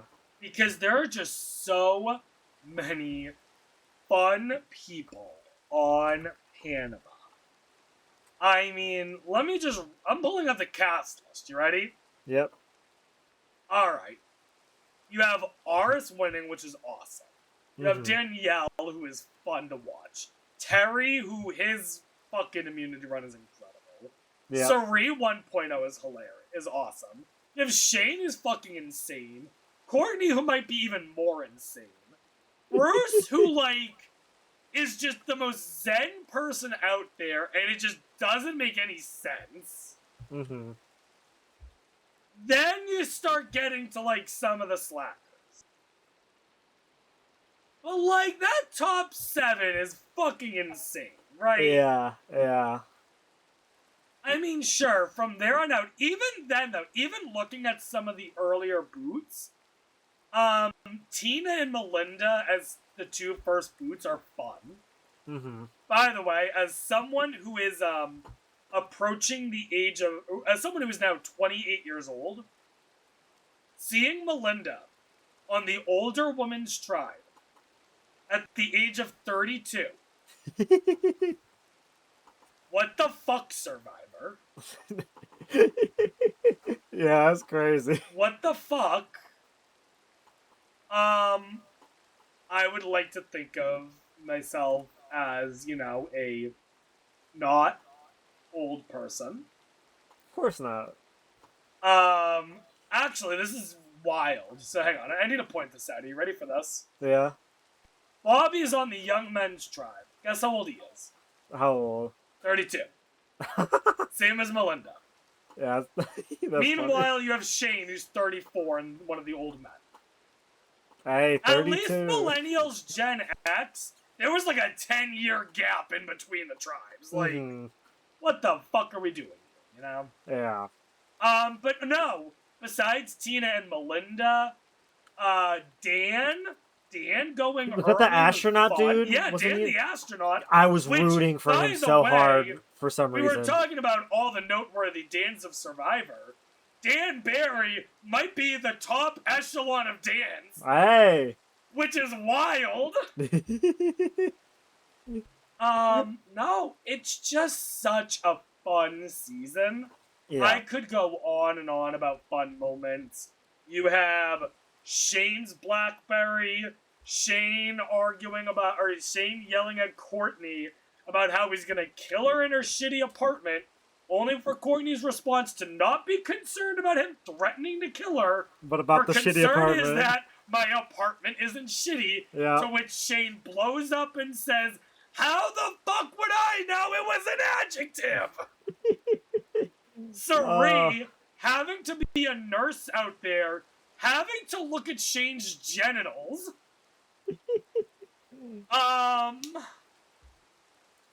I loved Shane. They go on a reward to a village or something, and he just gets he went cold turkey randomly. right? Yep. And then he Yep. just gets a cigarette from somebody at the village. Oh yeah, like they just give him a cigarette. dude. All right, worth saying. I'm very anti-smoking. I have vowed to never smoke in my life because my mother is a smoker, and I've seen the damage it's done to her. I've never seen someone so happy smoking a cigarette in my life. Shane was thrilled to get nicotine in his system. And, like, I wonder if part of Hannah being... I forget what season it was. It was, like, 44 or whatever, where Hannah quits, like, immediately because she needs her vape. Yeah. I'm curious if they cast Hannah hoping she would be a new Shane. Because, like, you could almost see the alternate reality where she stays, because she wasn't going to be targeted in that tribal. So you almost see the alternate reality where I think it was Emily being targeted. Yeah. So Emily gets voted out, and she kind of just goes fucking crazy and makes the season even more... It must have been 45 then, if Emily was... So you have to imagine the alternate reality where that happens, and, like, the season's just fucking wild, right? Yeah, that is a crazy, like, what if scenario. Yeah. No, Panama's fucking awesome, and I'm glad that it's this high up. You know? Oh, yeah. I had it at number 10, but, like, yeah, no. It being this high up, I'm thrilled. I've got, like, Panama is, like... So, David vs. Goliath, notoriously, as you know, is the first season I watched. Panama's actually the second season I watched of Survivor, randomly. Alright, yeah. Why... You watch David vs. Goliath, why do you then pivot to Panama? I don't know. I remember there's, like, this list of... I found some list of, like, okay, seasons you can watch without, like, being spoiled for other seasons, or, like, whatever, or, like, what seasons you need to watch before, like, certain returnee seasons. I still don't even remember why I chose Panama specifically. Maybe because I saw people, like, ranked it kind of high, but, like, it was the first season I watched by myself. Like, I just binge watched it by myself, and, like, I just had a great time. I was like, this is early on in my Survivor viewing career. I was like I was so, like, I love Terry and his immunity run. Like, I feel like out of all the people there, Terry is, like, I mean, that just goes to show, like, how good the cast is. Like, Terry's probably, like, one of the least interesting people in that, like, when you get down to it, right? Like, there's so many, like, crazy people. He's still crazy. He's still fun to watch. Yeah. Like, that final 7 is, like, like, as much as there are seasons with bad boot orders, Panama probably has the perfect boot order. Like, yeah, you know. I was very distraught when Terry lost that final immunity challenge. You know, I was like, on the contrary, I think if Terry wins that challenge and wins the season, I think the season's not ranked as high. Yeah, I think the season is ranked as highly as it is because Terry was this beast that had to be taken down, and literally at the last second, he is taken down. I mean, it's impressive. Yeah. It's also why the Idol wasn't nearly as big of a deal this season, because he was winning all the immunities anyway. So, like, what was the fucking point? The Idol didn't even have to be a part of the season, and you basically have the same season play out. Yeah. So yeah, great season. Great season. I am thrilled, by the way.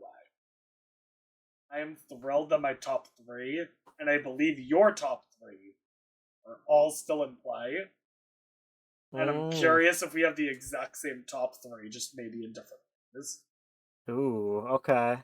Well, let's see where we go as we enter the top 5 here. Yep.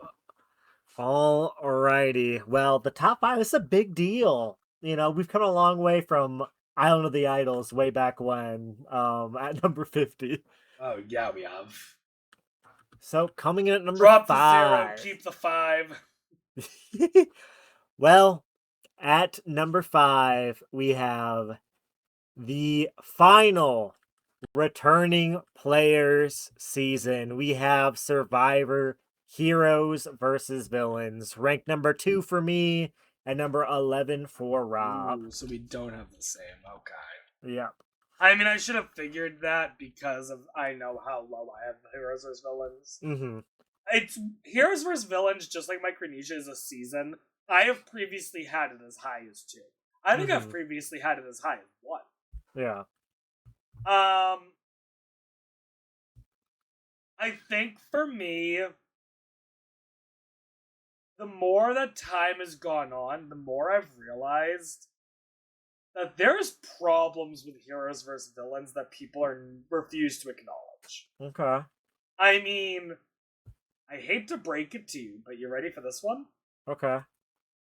Heroes vs. Villains is kind of a pagong. This is true, yes.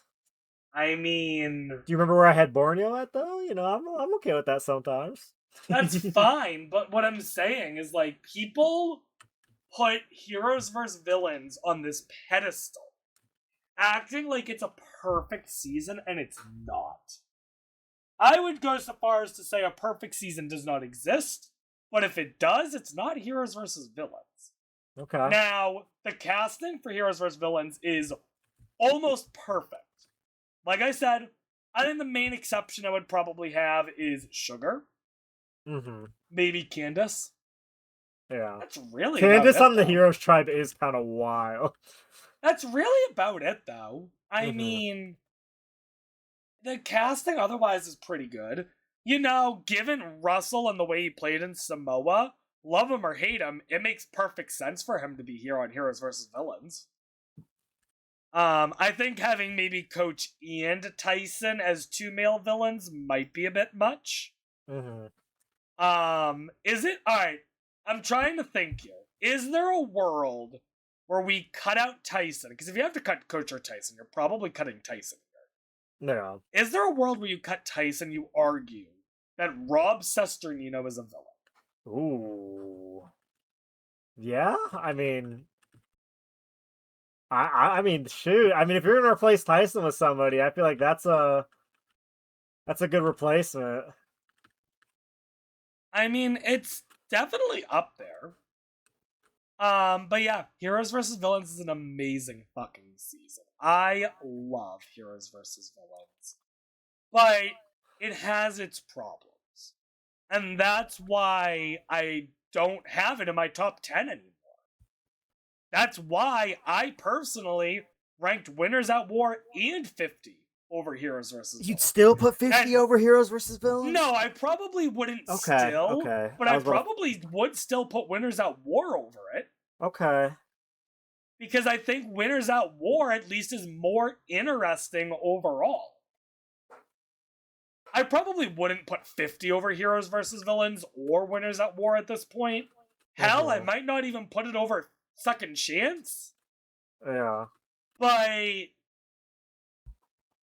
I do think that there's a couple small issues I have with Heroes vs. Villains that has made me take it down a little bit.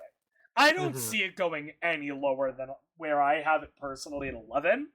It's still an amazing fucking season, and if it's your favorite season, then you have a great opinion. Like, yeah. But, you know, it's not perfect.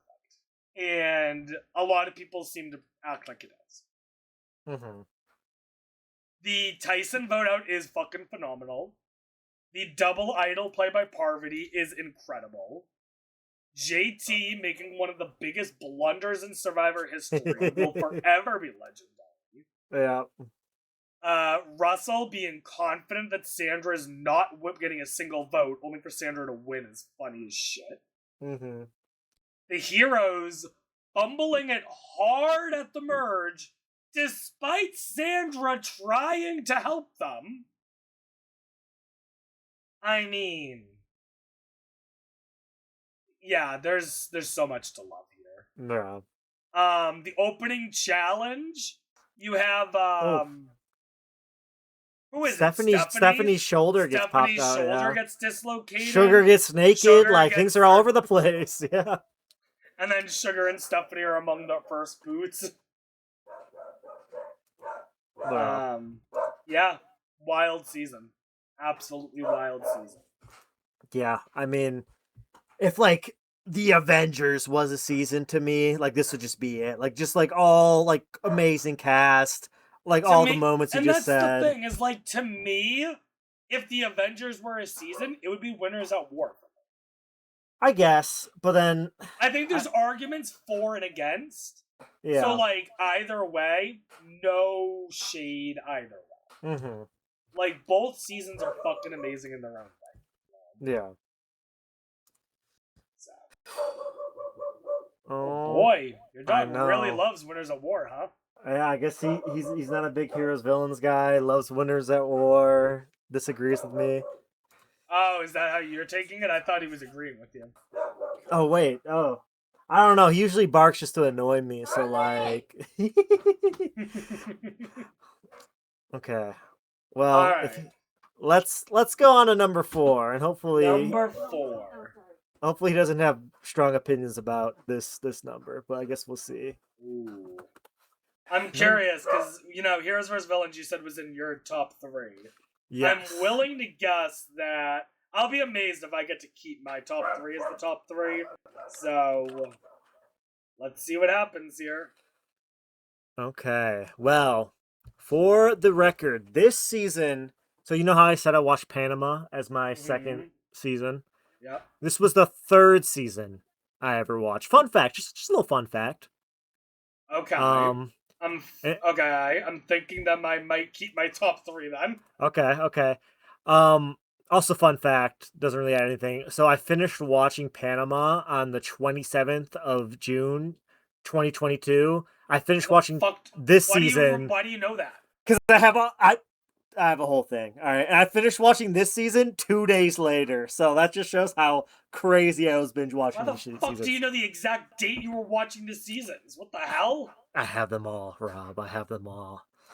Oh, fuck. So Time Lord over here? At number 4, Rob, you will be keeping your top 3. We have Survivor Pearl Islands coming in at number 4 for me and number 8 for Rob. Dude, love me some Pearl Islands. As much as I am usually not a fan of these old era seasons, Pearl Islands is fucking phenomenal. Yeah.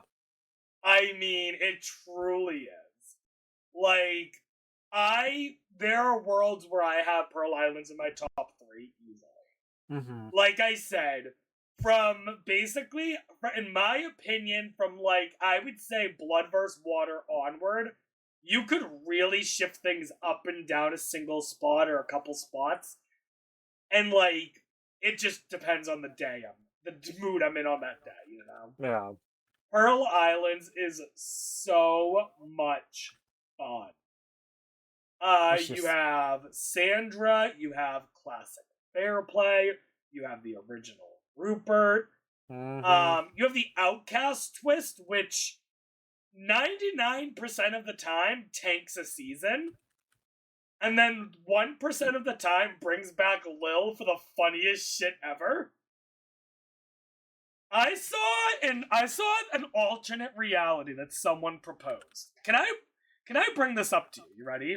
Okay. So, first of all, do you know the story of how Lil gets voted back into the game of Pearl Islands? I definitely heard it. Remind me though, because I definitely heard it before, but I don't recall. The way the Outcast twist worked is every person in the Outcast tribe had to cast 2 votes for people that they wanted to return into the game. And they could not vote for themselves, okay? Yeah. Several people voted for Lil to return to the game, not because they wanted Lil to do well in the game. They did not want to hang out with Lil. Because they thought Lil was so fucking annoying that they did not want Lil on the pre-jury trip. Yeah. Yeah, I have heard that. Now, here's where the alternate reality gets hilarious, okay? Because if Lil is a little less annoying. She doesn't get voted back in. Which means that Sandra almost certainly does not win Pearl Island. Mm-hmm. In fact, Sandra's probably not even a big villain. Which means Sandra's not even on Heroes versus Villains anymore. Yeah. Which means that so much Survivor history is tied to the fact that Lillian was a little fucking annoying. Which is a wild chain of reactions. Yeah. Or a wild chain of things. Mm-hmm. Pearl Islands is so much fun. I mean, my first 3 seasons, David versus Goliath, and then Panama, and then Pearl Islands. Like I know why I fell in love with the show. That like kind of, on the one hand, that's awesome. On the other hand, that kind of sucks because most of it's downhill from there. Yeah, I guess you could argue that. That's why I really like that the way my friends are watching it is they're not looking up with the popular seasons. Mm-hmm. They're just watching them in order. Yeah.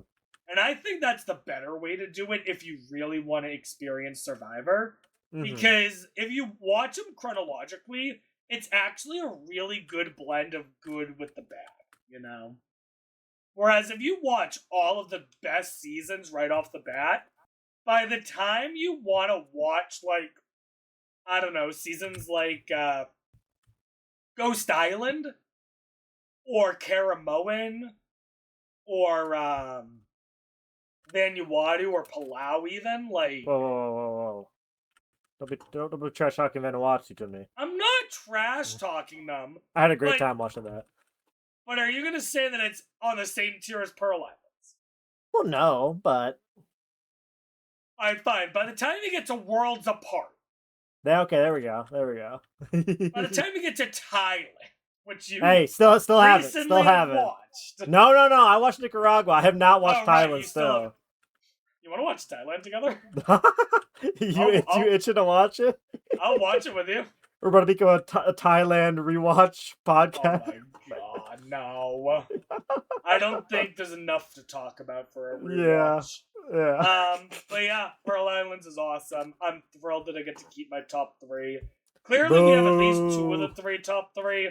I'm very curious which one of my top 3 you do not have in your top 3. Ooh. Well, do you want to guess? I truly believe that there is a big gap between my top 3 and the rest of the seasons. Okay. I truly believe that. So, I'm assuming that whatever is number 3 is the one that's not in your top. So, well, do you have any guesses? No, I really don't. I really fucking don't. Okay. Well, coming in at number 3, we have Survivor. China. Coming at number 2 for Rob and number 7 for me. That is fucking insane to me. China is an incredible fucking season. Rob, I have it at 7. And that's I have it at 7. It's I have it at 7. Top 10. Alright, so you know how what did you say was your first season? David vs. Goliath? So like you're gonna be very defensive of David vs. Goliath, right? Of course. Because China was my first season. Mm-hmm. So whatever defensive feelings you have for David vs. Goliath is what I have for China. Okay. I don't hate China. I love China. That's all. Todd remains possibly my favorite winner to watch. Mm-hmm. Todd is a masterclass at Survivor. And it is fucking tragic the trouble that he fell into after the season because of Survivor. Yeah. But it's awesome that he was able to pick himself back up again. And like, even today, he is doing so well now. Courtney is fucking hilarious. Amanda 1.0 is great. James getting voted out with not 1, but 2 idols is insane, especially given its final 7. Yeah. And it's James. James has a chance of winning immunity. Like, what the fuck are you doing, James? There's the whole lunch lady Denise fiasco. Mm-hmm. Which I know that's not exactly part of the season, but it is kind of part. The fact that China is one of my favorite locations they've ever been to, I want them to do more exciting locations. I fucking loved it. I mean, there are I understand why they stay in Fiji now, but seriously, the locations they choose really make a big impact on the season. From China with all the dragon symbolism, the China pottery as the Final Four challenge, and the bouncing the ball on the drums, down all the way to Gabon, where Gabon has these giant hills that they use, you know? Like, these exotic locations make Survivor, and China is like the perfect representation of it. And there's so many interesting places Survivor could have done. We got Survivor to go to Cambodia and Thailand. What about Survivor Vietnam? That would have been fucking cool. What about Survivor Mongolia? Could have worked. I know that they've talked about the logistical problems of doing like a season in the cold. You could have still pulled off like a Survivor Siberia. There are ways you could have pulled that off. Like, there's so many fun options you could have done. For all three of these top three seasons, I don't think I have a single bad thing to say about it. I really don't. So, I guess my question for you is, why is China not in your top three? I mean, the only reason I guess it's not is because I like Pearl Islands, Tocantins, and Micronesia a little bit more, I guess. I mean, I have nothing bad to say about China. All right. I mean, I could see myself putting it high. I mean, honestly, the only one, I mean, your arguments about how, like, crappy the fan tribe on Micronesia is are very valid. Like, I could see myself putting it in 6th, but, like, I mean, I love Pearl Island so much. And I also just really love Tocantins and Coach and Steven and JT. Guess. I mean, the strategy of China is fucking odd. Yeah. You have a situation where, like, the players have to swap, like, their strong players or whatever. And then one of the tribes is just like, we could just throw the challenge. Mm-hmm. And I think it's China where this happens, where one of the tribes is trying to do the puzzle. They're throwing it. Jeff is like, "Are you bad at puzzles?" And they're like, "I'm good at Sudoku." And James is just like, "What the fuck are you talking about Sudoku for?" And they're just like, "Well, what do you want me to do? Ignore Jeff?" Yes! Oh, yeah. Dude, China has so many fun moments. I watch China once every, 2 years. Yeah. Like, China's probably the season I've seen most. I would just like the record to state, I do love China. Okay. I get that, I know. Just because I don't love it as much as you. No, I know. I understand. 7th is still high. China's just my baby. Yeah. And it even pained me that I have it at 2. I could easily switch it with the one that I did put at number 1. I really could. Mm-hmm. Alright. We're down to 2 seasons. We are. And, let's go to number 2, I guess. Well, Rob, I know it's been a while, but since we've talked about Ghost Island, but do you remember Ghost Island? Sure. Do you remember, I guess what you'd say is the biggest moment of Ghost Island? The tied vote? Well, currently, Rob, we have a tie for our number 1 spot. Oh. Between two things, yes. So, because Because we have them at number 1 and 3 flip, Yes. don't we? Yes. Oh yes.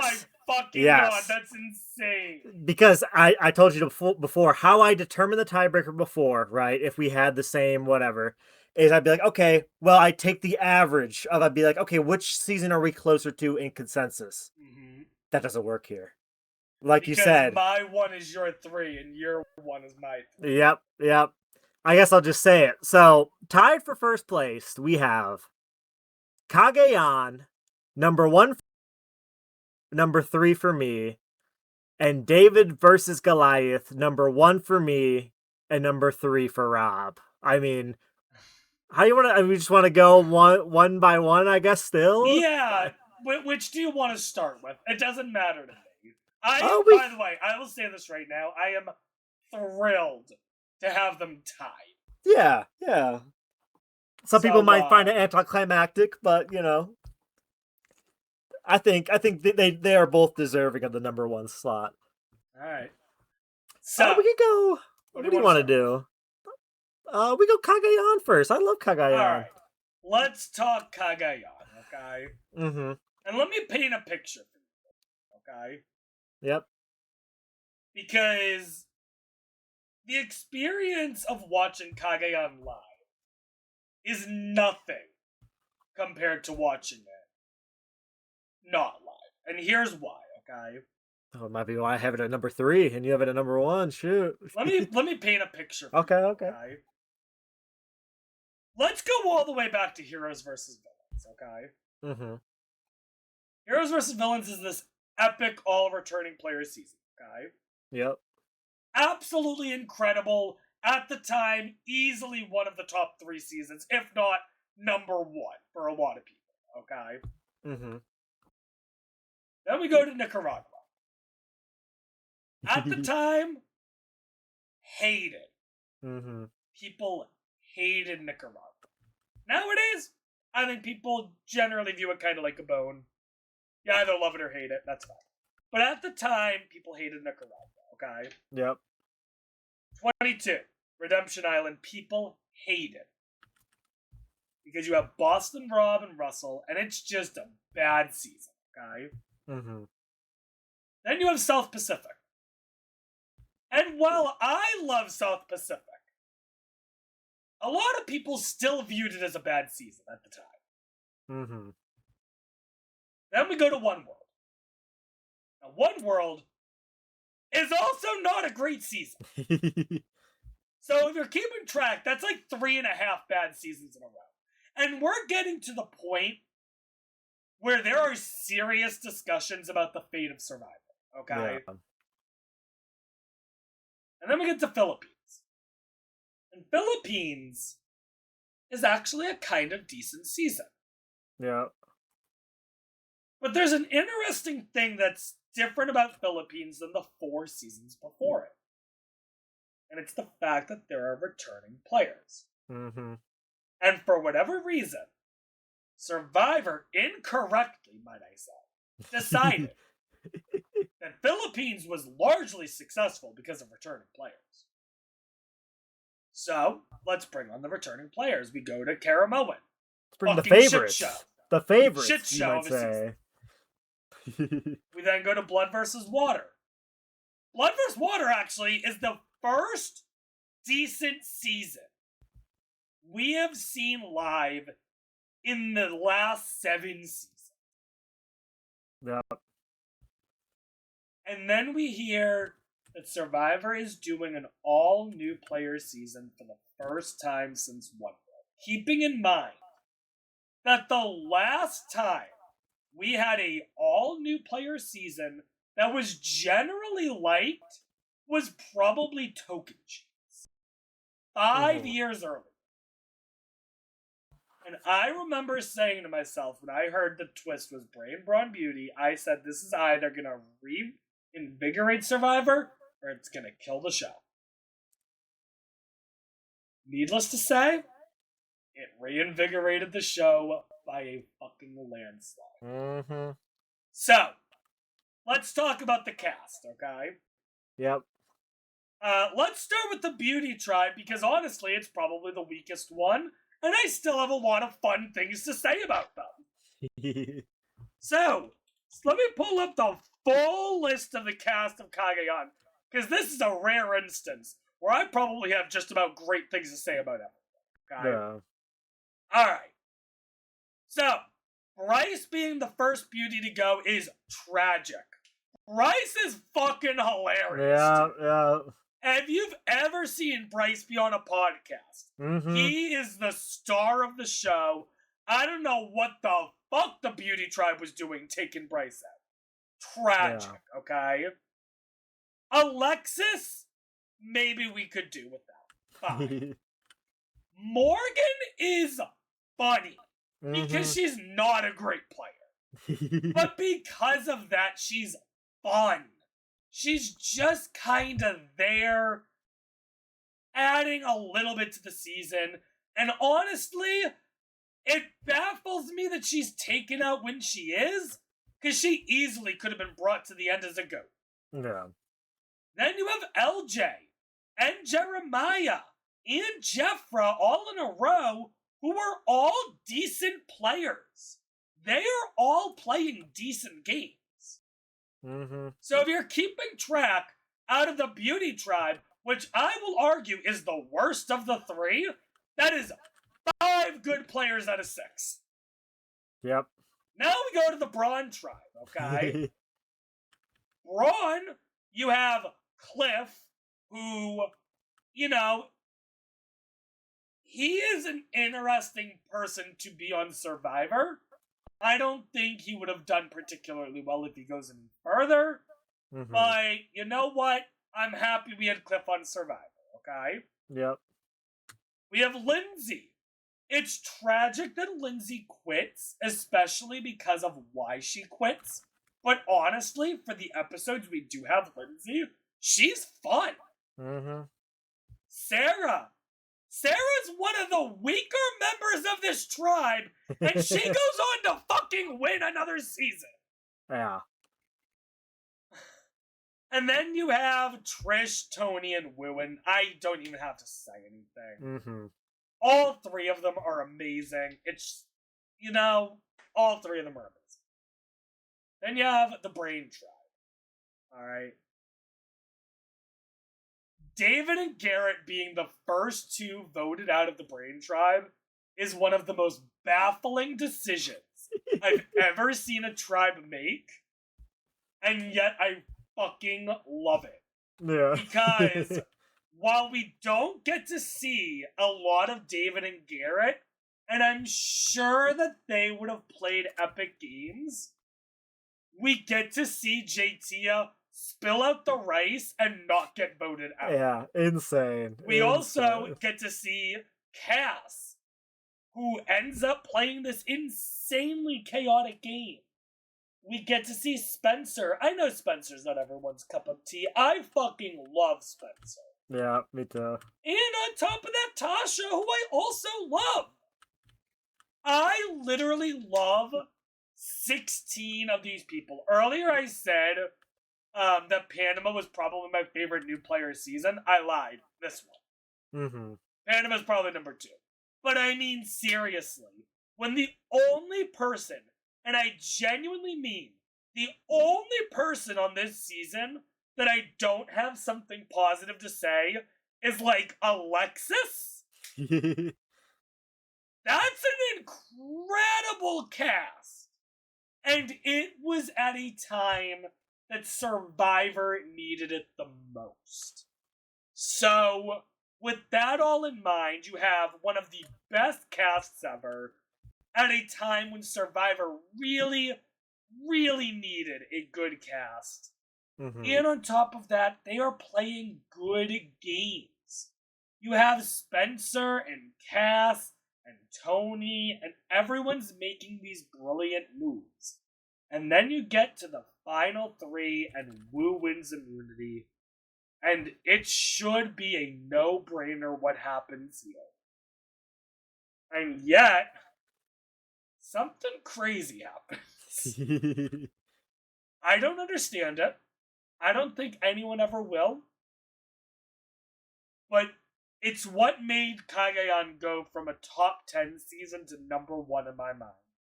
Yeah. Kagayan, I think, has almost always been ranked number 1 for me. And the rare times I don't have it at 1, it's always number 2. Mm-hmm.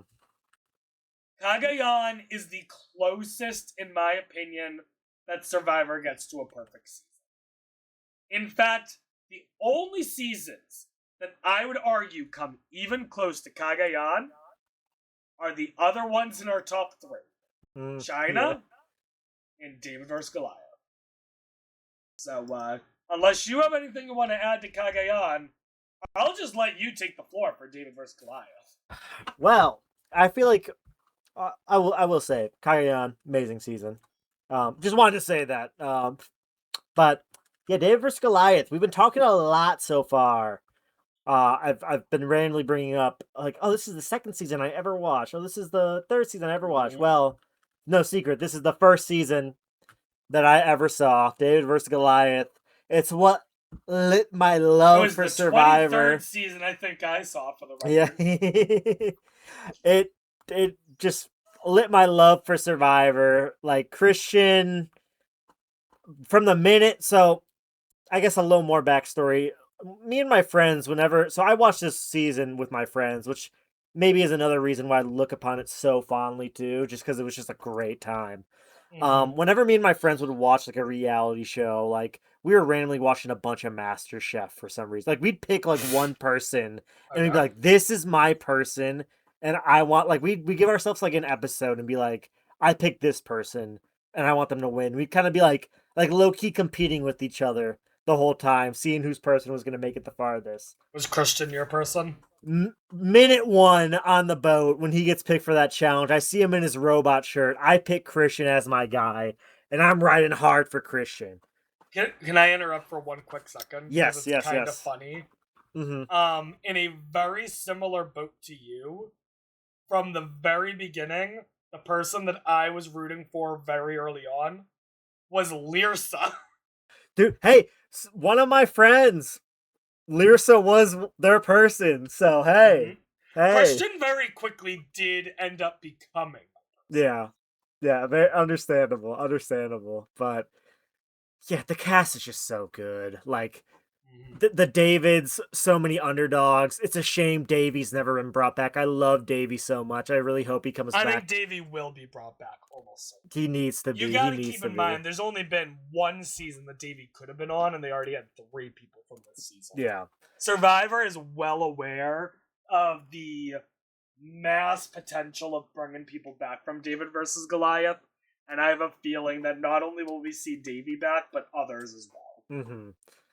And it's not only are there like so many like Davids like underdogs to root for, like the Goliaths are also just like so awesome. Like Mike White, amazing. I know I said I cut him from 50 earlier. I'm sorry, Mike. If you're listening, I didn't say that. Love Mike White, amazing. Angelina, I know you. I mean, you said you spoke to her before. I love Oh yeah, Angelina. Angelina's amazing. Natalie, I love Natalie was so fun to root against when I first started watching the season. I think that's what also kind of like kept me in like just like locked in. Just like, oh my god, like is she a real person? Like, and then we get to her getting voted out, and there's the Natalie jacket moment, which then all of a sudden I'm like, I start rooting on Angelina's downfall, not in like a I hate her way, but I'm like, she is so goofy, and then she continues to just be hilarious the whole season. Um, yeah, it's just a great cast. Like the whole that vote where the Davids just kind of like they all bring their information together and they lock in and they use the idol nullifier. Oh, it's just so good. Like there's so many good moments like that. Obviously, like Then Christian is like there's also the minority vote split. Yep. One of the most incredible moments of strategy in the show, even today. I mean, there's Christian on his like immunity challenge, just like hanging up there for like hours, just yapping to Jeff. Brett, do you know I'll what a always Reuben remember that. sandwich is? Oh my gosh. It's just there's just so like I'm trying to think of like any like negatives I have. Like maybe I'm blinded because it's just like my first season. I just love all the people so much. But like, God, I love David vs. Goliath. I don't know if you have any thoughts on it, but David, I talked about how Kagayan came at a time when Survivor really needed. mm-hmm. David vs. Goliath was in a similar position, but not quite as dire. Where, uh, starting with Game Changers, a lot of people were not particularly happy about Game Changers. Heroes, Healers, Hustlers, I think generally people were positive on until they got to the end game, and then the finale, and then it's a shit show. No. Ghost Island, I think the majority of people were not particularly happy with. Although the ending was a little exciting. But then you get to David versus Goliath, and it's like, you know what? This is a fun casting twist. It's not a coincidence, I think, that the highest ranked seasons for us, Kagayan and David versus Goliath, are ones where the primary twist is actually just about how the casting is done. Yep. It's not a twist location like Exile Island or Ghost Island or Island of the Idols. It's just Survivor being Survivor, but the tribes have some sort of a unifying characteristic, Mm-hmm. And I would love for Survivor to do more seasons like that. I really would. Oh yeah. I'm not saying I want to see David vs. Goliath 2 or Brains, Brawn, Beauty 3, but come up with new ideas, Yeah. Minecraft Survivor, do you watch, or are you aware of Chris Elite? Yeah. So his most recent season, he did Minecraft Survivor Greece. Yeah. And are you at all familiar with it? I watched some of it. It was like ethos, pathos, and logos, right? Yeah. Is how they divided the tribes. And it's a very interesting way to divide people. Mm-hmm. It's how do you make your decisions? Do you think about your decisions logically? Do you think about your decisions emotionally? I'm not smart enough to know what the third one is off the top of my head. I'm gonna be honest. Mm-hmm. I think it's ethos is or ethically. I think is the third. No. I think it's ethically, emotionally, and logic. And it's a really interesting concept, And it's one of those things where I have tried thinking about how to do something like that for my own seasons, Yeah. And if I can come up with a creative casting twist, 100% I will do it in a heartbeat. Because I do think that there's a good way of doing it like that, So, yeah, I don't think it's a coincidence that Kagayan and David vs. Goliath are as highly rated as they are. Mm-hmm. Even Ko Wrong, which is, Brain, Brawn, Beauty 2, we have it pretty high up,